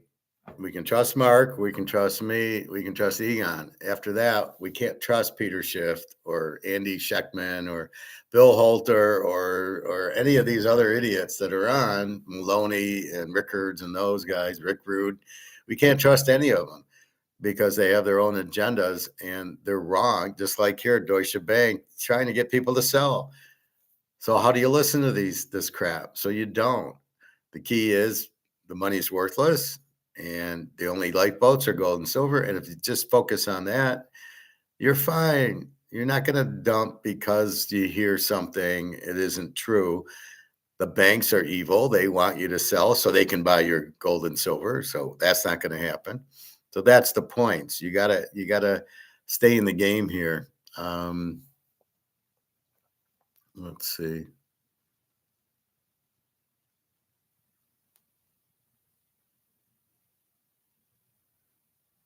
Well, we'll do a little more here, and then I want to go to other By areas. the action, all was not as it seemed into what was projected.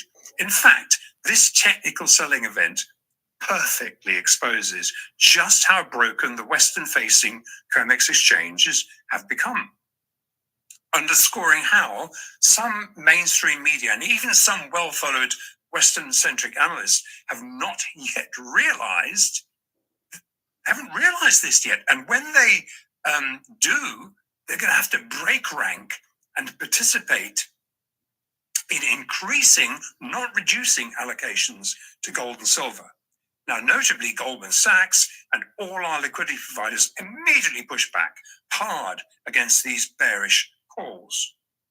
Now, the first thing to note is that this year's historical mid-January 2026 index reweighting technical sell call was triggered as a result of the 2025 steep price rises, which then automated technical, again, form-fitting gold futures and silver futures selling for 2026, but misses the fact that the 2025 rallies in gold and silver were not driven by COMEX-centric synthetic demand at all. In other words, the feeble COMEX tail was once again attempting to wag the very large physical dog.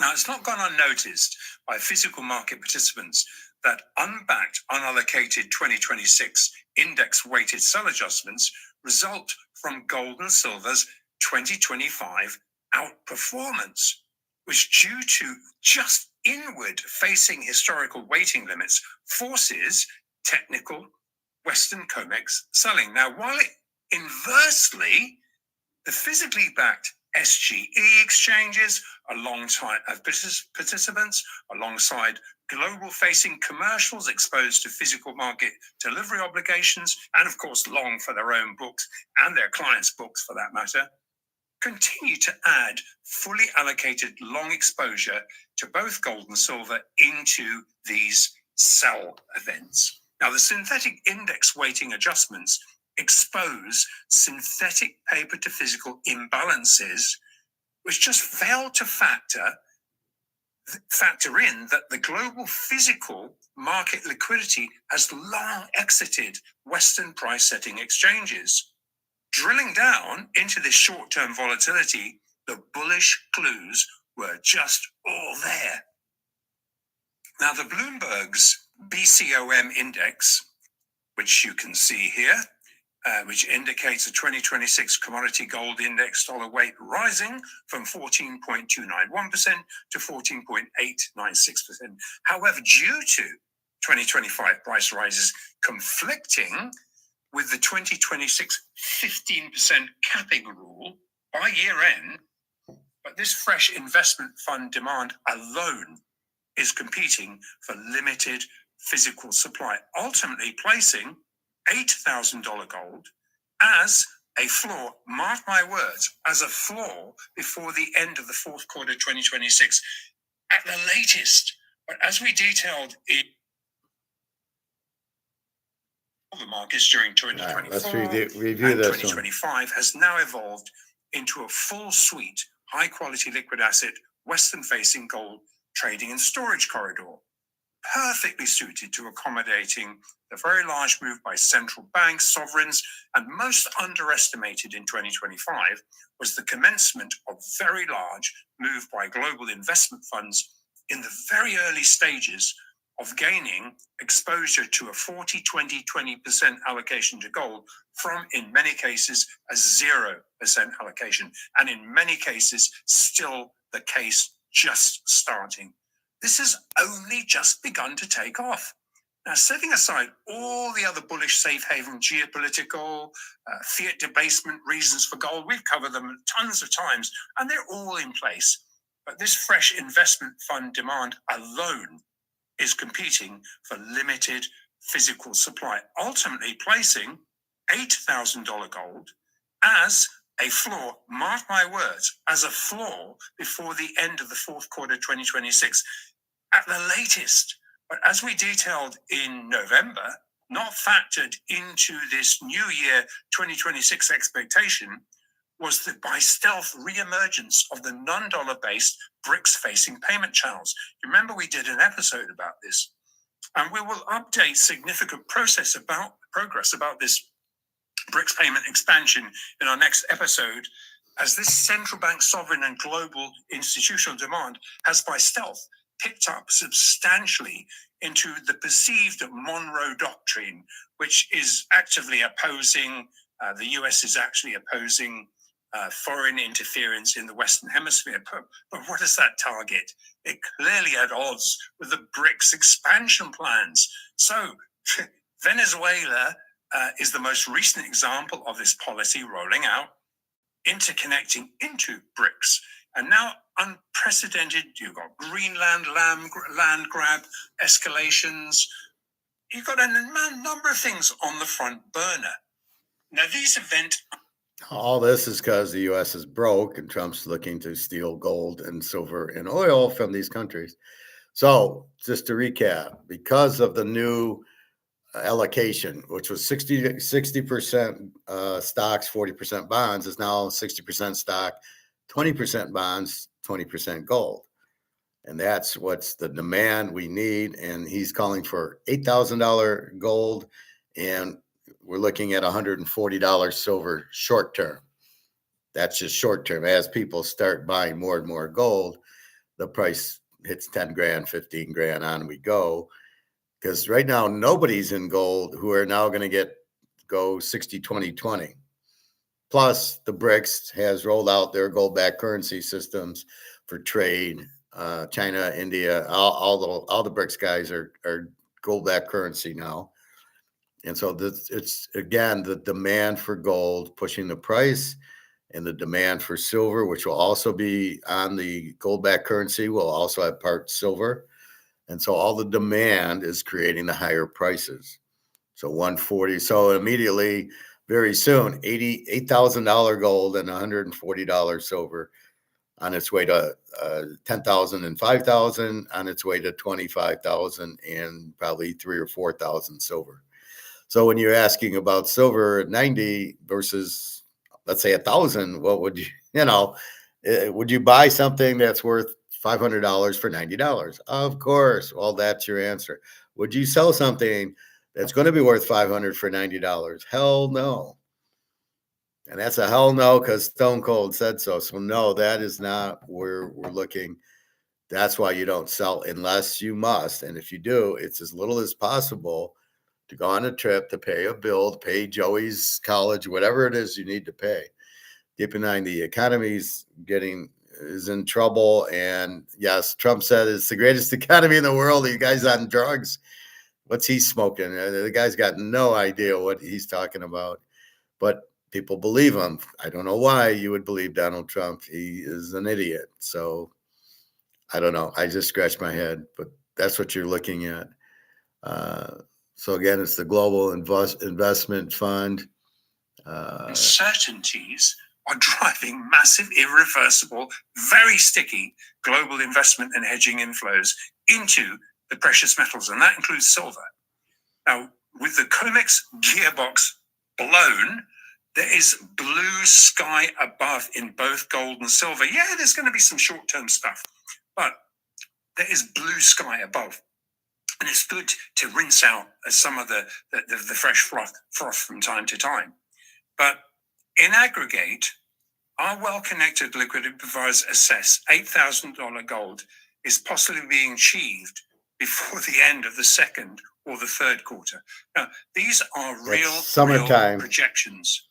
And missed by many blinkered Western analysts is the physical market dog that is now wagging the COMEX tail. And by attempting to historically form fit synthetically cash settled and increasingly illiquid gold and silver open interest casino chips against the far more liquid 2026 fully allocated global facing SGE physical market benchmarks, which are setting the real supply demand prices, is providing manna from heaven for waiting physical buyers.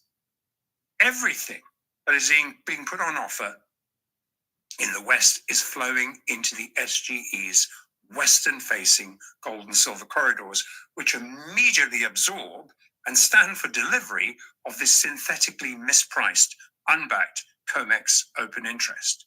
Now, ironically, alongside the central banks and sovereigns storing and trading inside the global-facing SGE's high-quality liquid asset ecosystem, a large component of the institutional actors that populated the COMEX open interest during the whole of 2025, during that rally, have also now migrated out of gold and silver COMEX futures and the related ETFs into SGE vaults, further miscuing this COMEX-centric 2026 weightings that they attempt to form fit.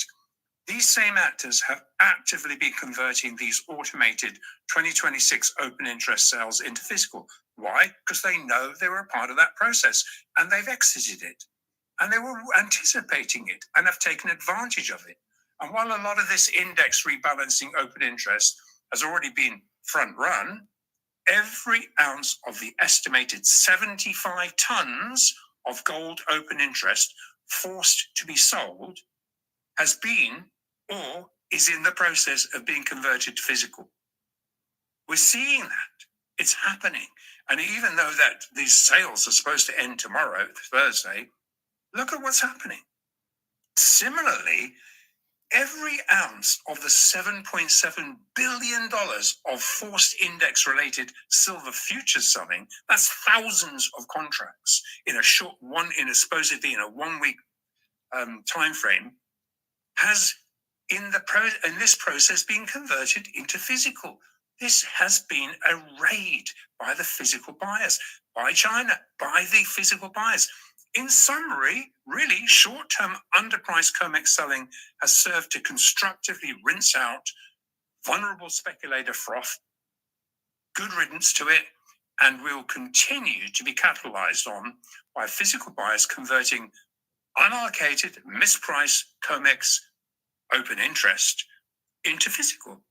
We're undergoing an extremely bullish setup, keying off significantly higher physically underpinned stair steps. Any remaining automated selling into the Thursday 15th deadline, and we've just seen a little bit just now on Wednesday, every single ounce that has been put up, and for all the reasons we've just outlined, are going to be jumped on and very short-lived. Now, a quick look. So that makes you wonder who in the world is stupid enough to short it. So if we look at our wonderful charts,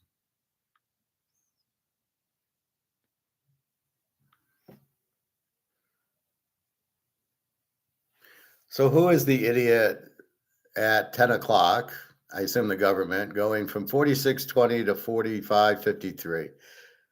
Are they out of their fucking minds? Because everybody's asking for physical because the demand is so strong for gold and silver that as soon as it went down to 45.40, it went up to 45.93. So it went up and down. I have no idea what they're doing. I don't know what this 10 o'clock reset is all the time, but look at the chart and you can see you've got to be an idiot to short it. And that's the reason they go down, are short options, right? This is not based on us buying or selling an ounce of gold or physical gold or silver. This is all a paper market. If the banks want to short it, fine. But nobody's profit taking, and nobody, if you short it, as he just said, everything that's being shorted is standing for delivery, which means they want the gold on the contract. And only a moron would be shorting the most popular item that the most popular demanded item in the world, gold and silver now, only an idiot would short it. All right. Where are we at? 22.27.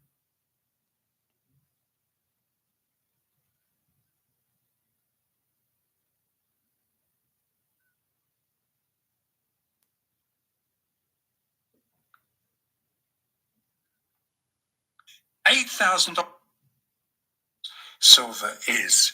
This is where we opened up in 2025. So this is just the length of that bar. Extrapolate that bar, and it should be much higher than this. And you exceed $140. You even exceed $155, just for reference. Now, the CME LBMA silver market is simply broken. And with silver prices rapidly forcing physical settlement, liquidity providers estimate the rapidly realignment of the synthetic 32-to-1 April 2011 gold-silver ratio. It's inevitable. It will realign. That gap will get closed. Even accepting this purely synthetic paper-to-paper ratio at face value, and given all LBO bullion banks openly reaffirming spot gold between 4,800 at the lows, 5,500 between 4,800 to 5,500, with most around 5,000 plus. Gold for 2026, spot silver, based on that ratio alone, will at a minimum have to trade between $150 and $172 bucks, based on either of those parameters, and very, very quickly.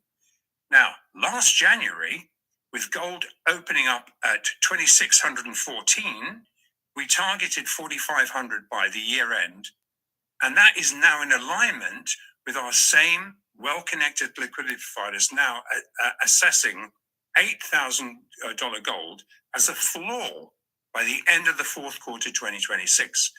$8,000 gold may be achieved as early as the second quarter, even assuming at 32-to-1, it would place silver at $250. However, setting this higher gold target aside just for a minute, given current massive silver supply shortages only exist due to a lack of enough sellers willing to offer silver for sale at paper prices, with silver now increasingly being priced based upon real supply demand fundamentals, this purely synthetic gold-silver futures ratio will be forced to reset to a physically deliverable spot silver benchmark. To achieve this, liquidity providers estimate a gold-silver ratio closer to 12-to-1, or just based on those parameters, 400 to 458 based just on current conservative LBMA gold price estimates. At 8,000, that would be $660. At these sustainable supply demand prices, there will be a physically deliverable equilibrium silver price that will appear that will meet supply demand fundamentals. Now, this is important. So what he's saying is, a second, what's going on?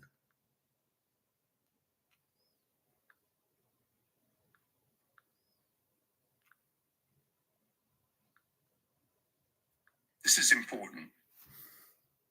And this has not been discussed.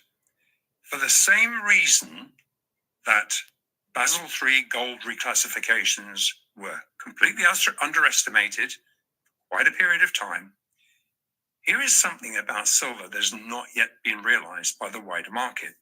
Namely, the technicals we alluded to in our earlier, which will drive the silver rally well in excess of our first pit stop at $140, this higher staging point.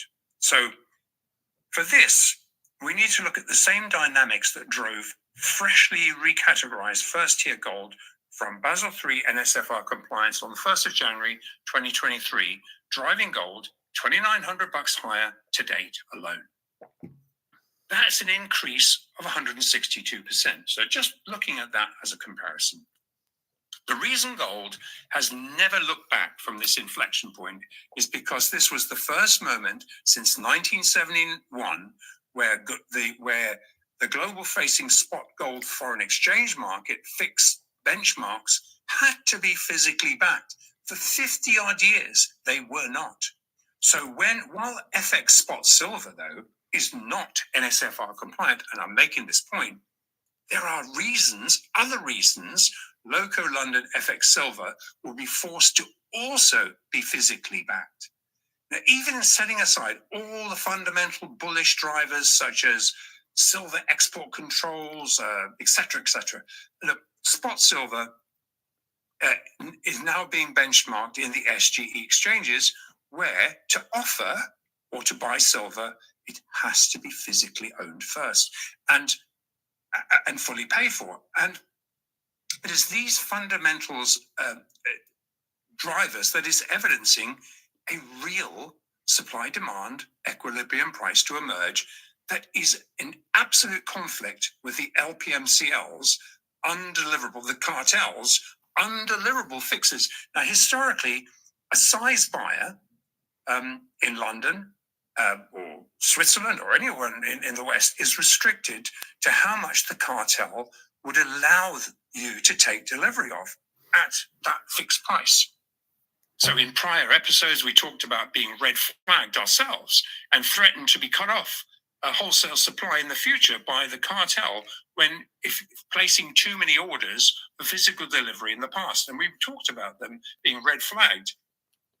However, because physical silver liquidity has flowed into the onshore and free trade zone SGE exchanges, which in turn directly connects to the Western accessible SGE gold and silver corridor, where a producer, whether a Western producer, it could be any producer, refiner, a hedger, can lock in a fully allocated physical position in any size at an SGE fixed price, i.e., put in as many orders as you can and fill them.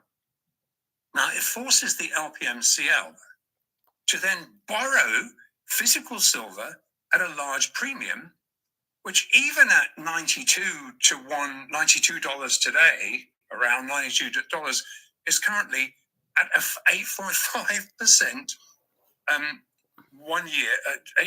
That's $100, like $92 is actually $100. It's a 1 year borrowing cost. So you have to literally, that's what you're having to pay a 1 year borrowing cost for, and then that ultimately has to be repaid back at market. So having lost control of global price setting in period, it enforces a new discipline is being forced on the old guard silver cartel, which while Western fixed foreign exchange silver is not Basel III compliant, it's also forcing Loco London LPMCL silver to ultimately also to become physically deliverable, even if it means borrowing it to pay it back, digging a deeper hole. Regardless, these lessors are then forced to hedge deferred exposure in Shanghai, forcing an ever series of higher physical prices. Also, because the underpriced COMEX silver is able to be exchanged for physical from the COMEX into London at higher prices, it can no longer just be laid off in an unallocated form, also forcing the COMEX to become physically compliant by default. Now, new percentage-based margin requirements that were instigated yesterday may ultimately require 100% backing for a COMEX position, but not until the Fed repays billions in underwater Office of the Comptroller listed unallocated bets, which are identified. So the Fed has to pay billions back. Where are they going to get the money from? Although print it. Oh, that makes the money really, it's already worthless. So the Fed owes all this money. They're the ones shorting it. The bottom line is COMEX is broken. He's saying they'll have to do 100% margins, no more margin calls. And the demand for physical is through the roof. So the rocket ship's taking off. So there was whatever January 8th to January 14th little bullshit games they were playing. That's done. So now we're at January 17th. Look for a huge week the next 2 weeks. I would not even guess. I would say we'll be at like 105 for silver by the end of next week or early the week after. By the end of the month, we'll be 105, 110. Could be higher. We'll probably see it go $4 or $5 a day, and then there'll be a point when we'll start going $20, $30 a day on silver, and not this little $1, $2 crap. And gold's 4,600 on its way to 5,000 very soon. Apparently on its way to 8,000. My goal is 10,000. And there's no time limit. There's no, at this date, it's going to be 8,000 or 10,000. It's going there. So the elevator is going up. At what time are we going to hit the 8th floor? Well, it's going to hit the 8th floor. It's going to hit the 9th floor. It's going to hit the 10th floor. And that's how you have to look at it. So COMEX is broken. It looks like they're getting rid of the derivatives. The U.S. has to pay all this money back. Where the hell are they going to get that? That's why you see these wars. So we went into Venezuela to steal their oil and gold and silver. And Russia took theirs out and China took theirs out first. That'd be my guess. And we're into where Iran, we're going to get the shit kicked out of us. Why are we going into all these wars? Well, go back to Hitler in World War II. He went into all these countries, right? Czechoslovakia, Poland, France, Brussels, to steal their gold. He drove right to the central banks, put it in the tanks, and drove it right back to Germany to put it in their vaults or their salt mines. And that was the point. That was the point of the war, was to steal gold and silver because they had no money. They were bankrupt. We have no money. We are bankrupt. We are starting wars to try to steal their gold and silver, only they're not letting us have any. And Russia and China have most of it. So we are broke. This is very high proof that we are broke. If we had 8,000 ounces in Fort Knox, now would be the time to play that card. Yes? Capiche? So we don't have any. The card that needs to be played is not being played because we don't have any. It is not a conspiracy theory. We're just calling a spade a spade. All right, I called your bluff. I got a pair of aces. What do you have? Oh, you're bluffing. That is not a conspiracy theory. That's how you play poker. And that's not a conspiracy theory saying they don't have the gold in Fort Knox. We're broke. You're starting wars all over the place that you shouldn't be. You think the defense contractors are the answer, which they're not, and you want to keep doing that. But if I say you don't have gold in Fort Knox, it's a conspiracy? No. I'm calling your bluff. Show me your hand. Show me your gold. You don't have it. So fuck off when we say there's no gold in Fort Knox. There isn't.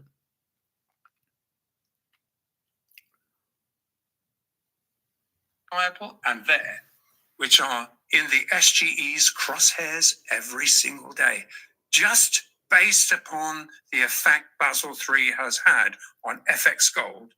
A similar 162% rise of literally forcing physical backing would price silver at $144, which is very close to our first pit stop equilibrium price of $140. And with CTA still on the sidelines and having to engage at prices approaching $100, in very short order, silver will have to move into a much higher real supply-demand equilibrium, higher price. That is what we're saying. Well, here we are. It's the first episode of 2026. And I hope... Okay, Mark. So that was a good thing. $8,000 gold by... Well, if we look at it by June, July, somewhere like that, how long will the dollar be actually available and used? It's anybody's guess. Do not go Bitcoin. Do not go stable coin. Do not go anything digital bullshit. It's a Ponzi scheme, because if you can't see, it's like a digital steak. You're going to eat a digital steak? How? There's certain things that can be digital, like the computer, like YouTube. And there's certain things that can't, like money.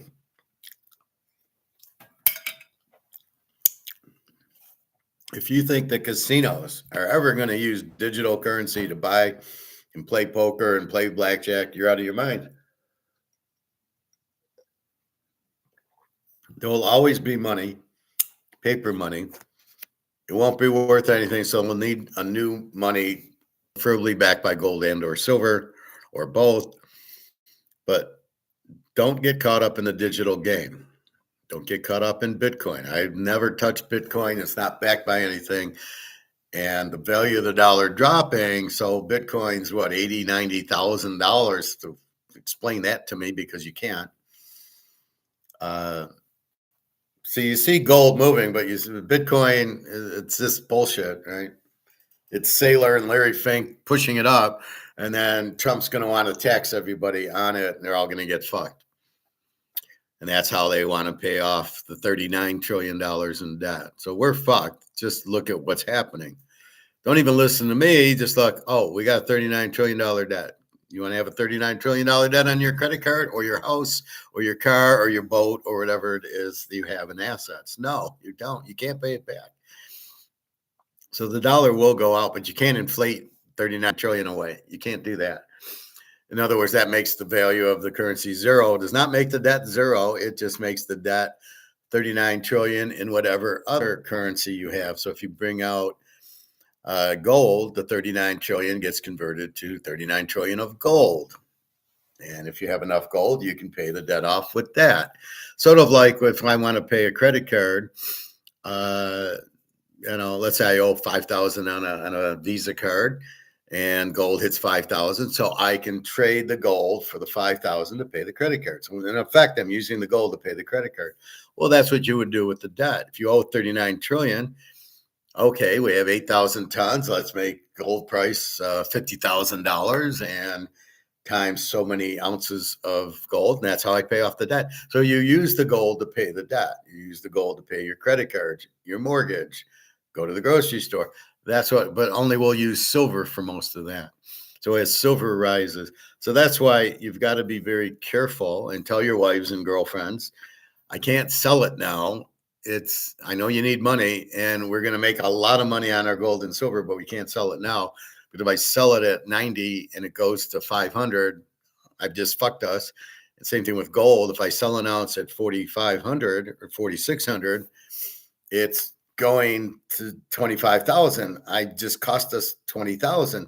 So that's why you've got to hold it at least until those levels.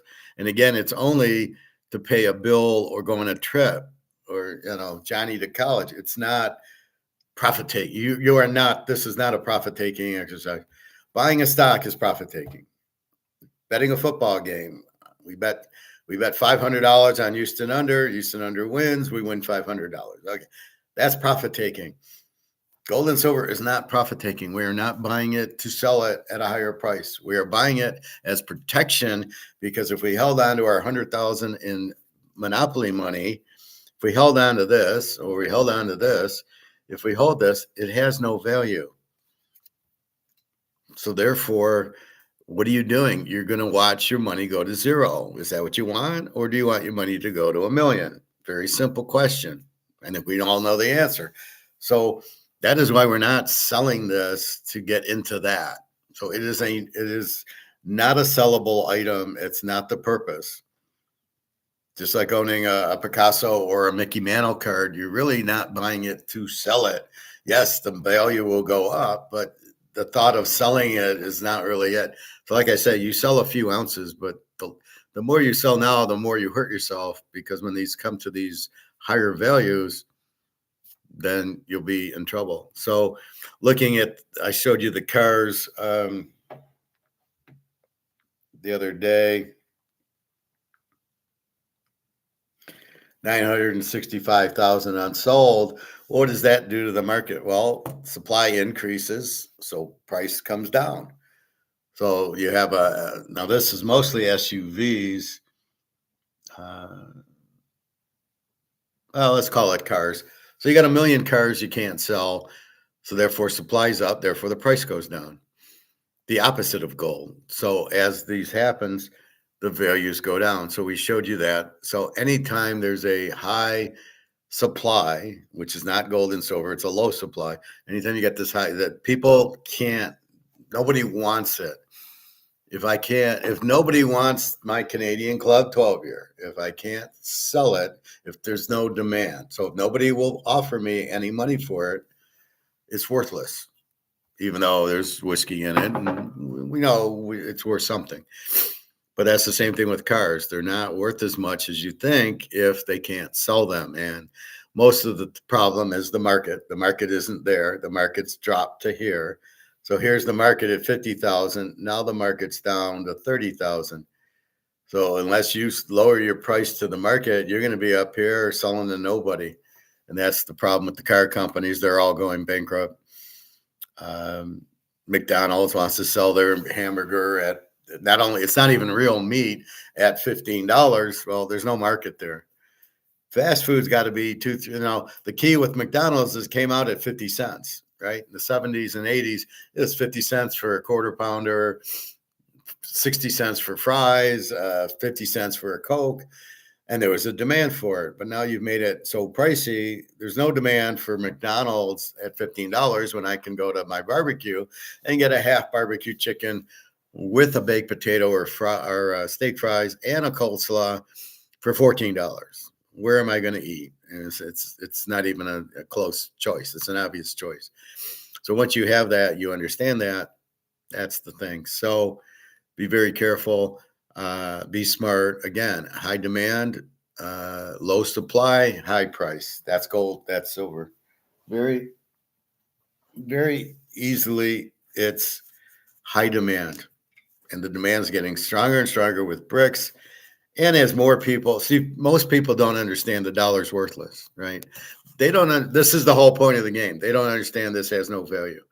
Well, it's got a 5 on it. Okay, so take the 5 and go to the store. And what are you going to buy? A pack of gum. This has 0 value. This is worth a penny at most. And it's the same thing. Go to the grocery store and you're paying. I bought Alyssa a gallon of ice cream was $7. That should have cost $2. That shows you the value of the dollar dropping, not that the ice cream is more expensive or the candy or the Oreo cookies or the Coca-Cola or the steaks or anything you want to point out is not because of the value, because the prices are going up. That shows you the value of the dollars going down. It doesn't buy anything. And once you get that, then you are on the right path. So you are not looking to sell unless you have to, an ounce or two now. But if you sell at 90, you don't have the silver when it's worth 500 an ounce, and it's going to 500. So that's why when I hear these stores, they're going to give me 95% of spot. Okay, well, if you have to sell, you sell. But if you just wait when it hits 150 and then you get 145 for it, well, are you going to really be that pissed? And the store owners, now I educate my store owner, so he understands it's going to be much higher. And he didn't believe me at first. Now he does. Now he understands. Yeah, okay. I don't know. I'm not sure I understand it, but you do. And I'm going to listen to you. And that's what he's doing. So anyway, that's the point. So you want to get as much gold and silver as you can. Really what you're trying to do is if you have excess dollars, anything you have excess, or you got a good baseball card you want to sell to get monopoly money to buy more gold and silver would be the key. But my guy hasn't had gold in a while. He has a few bars, like Costco bars, but his are Swiss, but he hasn't had like coins in a while. And silver, he always seems to have the rounds. The rounds are perfectly fine. You don't have to buy the Eagle. You can buy the Buffalo that are an ounce. So as long as it says 1 ounce pure silver, like I told you here, This says 999, 2-ounce silver. There's 2 ounces. 999. Oh, fine silver, 2 ounces. So it's 999 fine silver 2-ounce, whatever argent means, pure. So this is 2 ounces. I would not have any problem selling this because anybody would see it's 999. It's pure silver and it's 2 ounces. So it's Maple Leaf, so it's from the government. Nobody would have a problem. The bullion is basically we're just buying silver, right? We're not really buying the money. We're buying the silver. And that's why I would argue against bullion to the government, saying it's not money.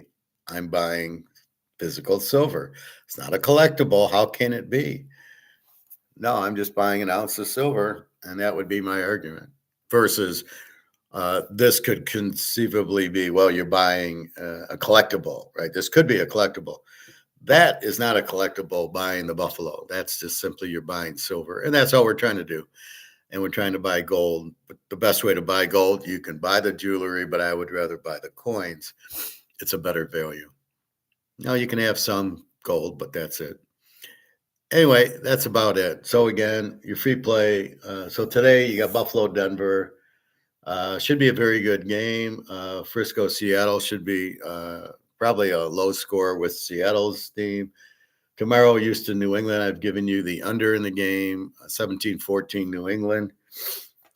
Mays probably a little better than Stroud, but it will be a very close, low-scoring game. And the Rams, Chicago, again, the weather will play a factor. 6 degrees will play a factor. I don't care who you are. It's going to be cold, and I've not seen a lot of high-scoring games in 5-degree, 6-degree weather. It's not 15. You got to check wind chill, fellas.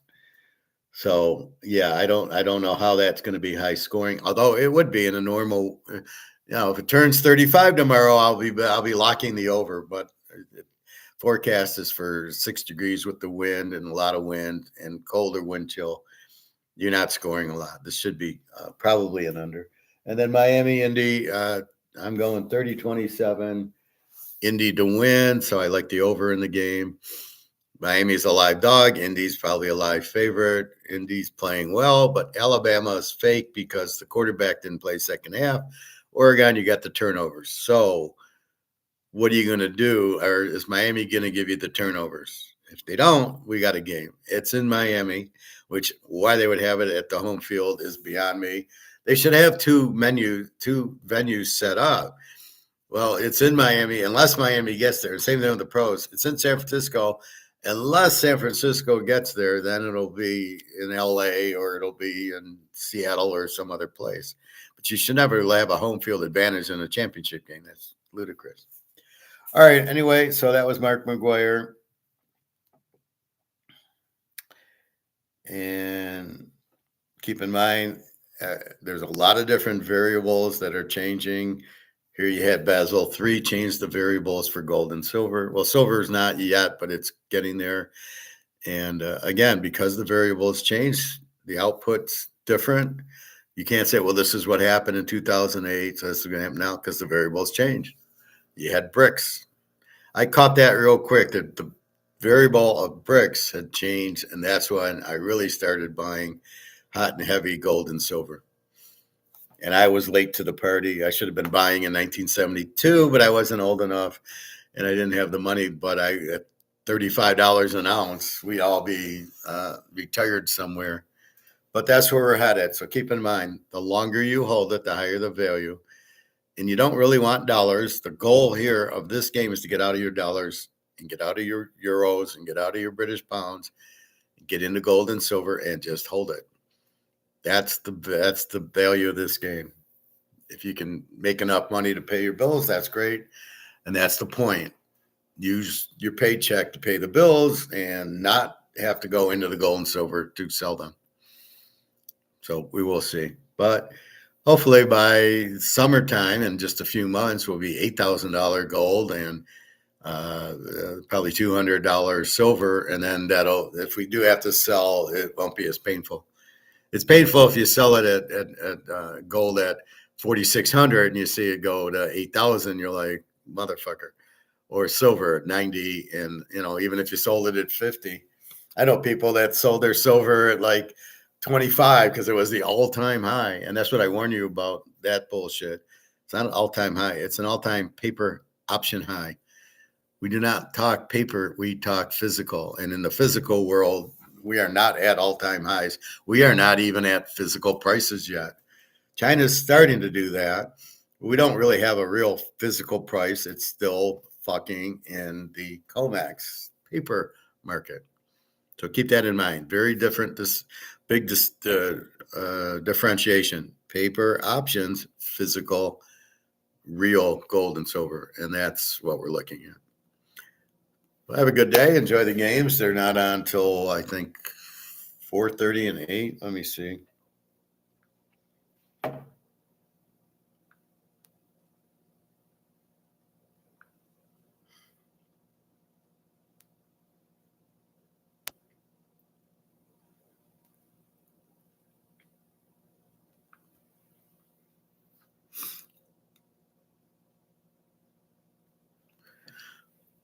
So game number 1 is at 4:30. So I'm going to go to the pool after some eating, 4:30, and then 8 o'clock, the Niner game with Seattle, which you won't see too many points. Buffalo Denver should be a very exciting game. It should come to the fourth quarter, and I'm more apt to see over 40 than under 52, I believe. Because Denver's defense isn't all that. Josh Allen will find ways to score. They know they need to score. It's all, does he have time to throw? And I think they will. So I'd be shocked if we didn't get in the 40. The weather is fine, and Denver's defense isn't a 15. It's a 23. That's a big difference. So that's it. And tomorrow the games start at 3 o'clock and 6:30. I don't know why so late on Sunday, but whatever. Okay, so that's it, everybody. Questions, comments, let me know.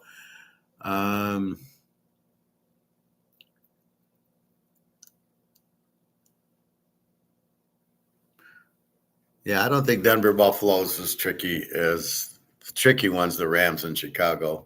How do they handle 6-degree weather? And I don't see a lot of points in that game. All right.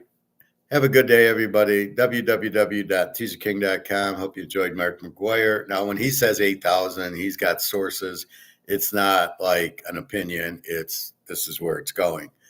Where the other guy, Peter Schiff, I say $10,000. He's talking out of his ass.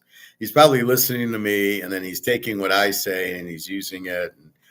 I find him to not know what he's talking about. He's a lot of hot air, like Andy Scheckman, Bill Halter, all these guys, Mike Maloney. They're just talk. They don't know what they're talking about, but they're talking. All right. Have a good day, everybody. www.teaserking.com. I will talk to you tomorrow.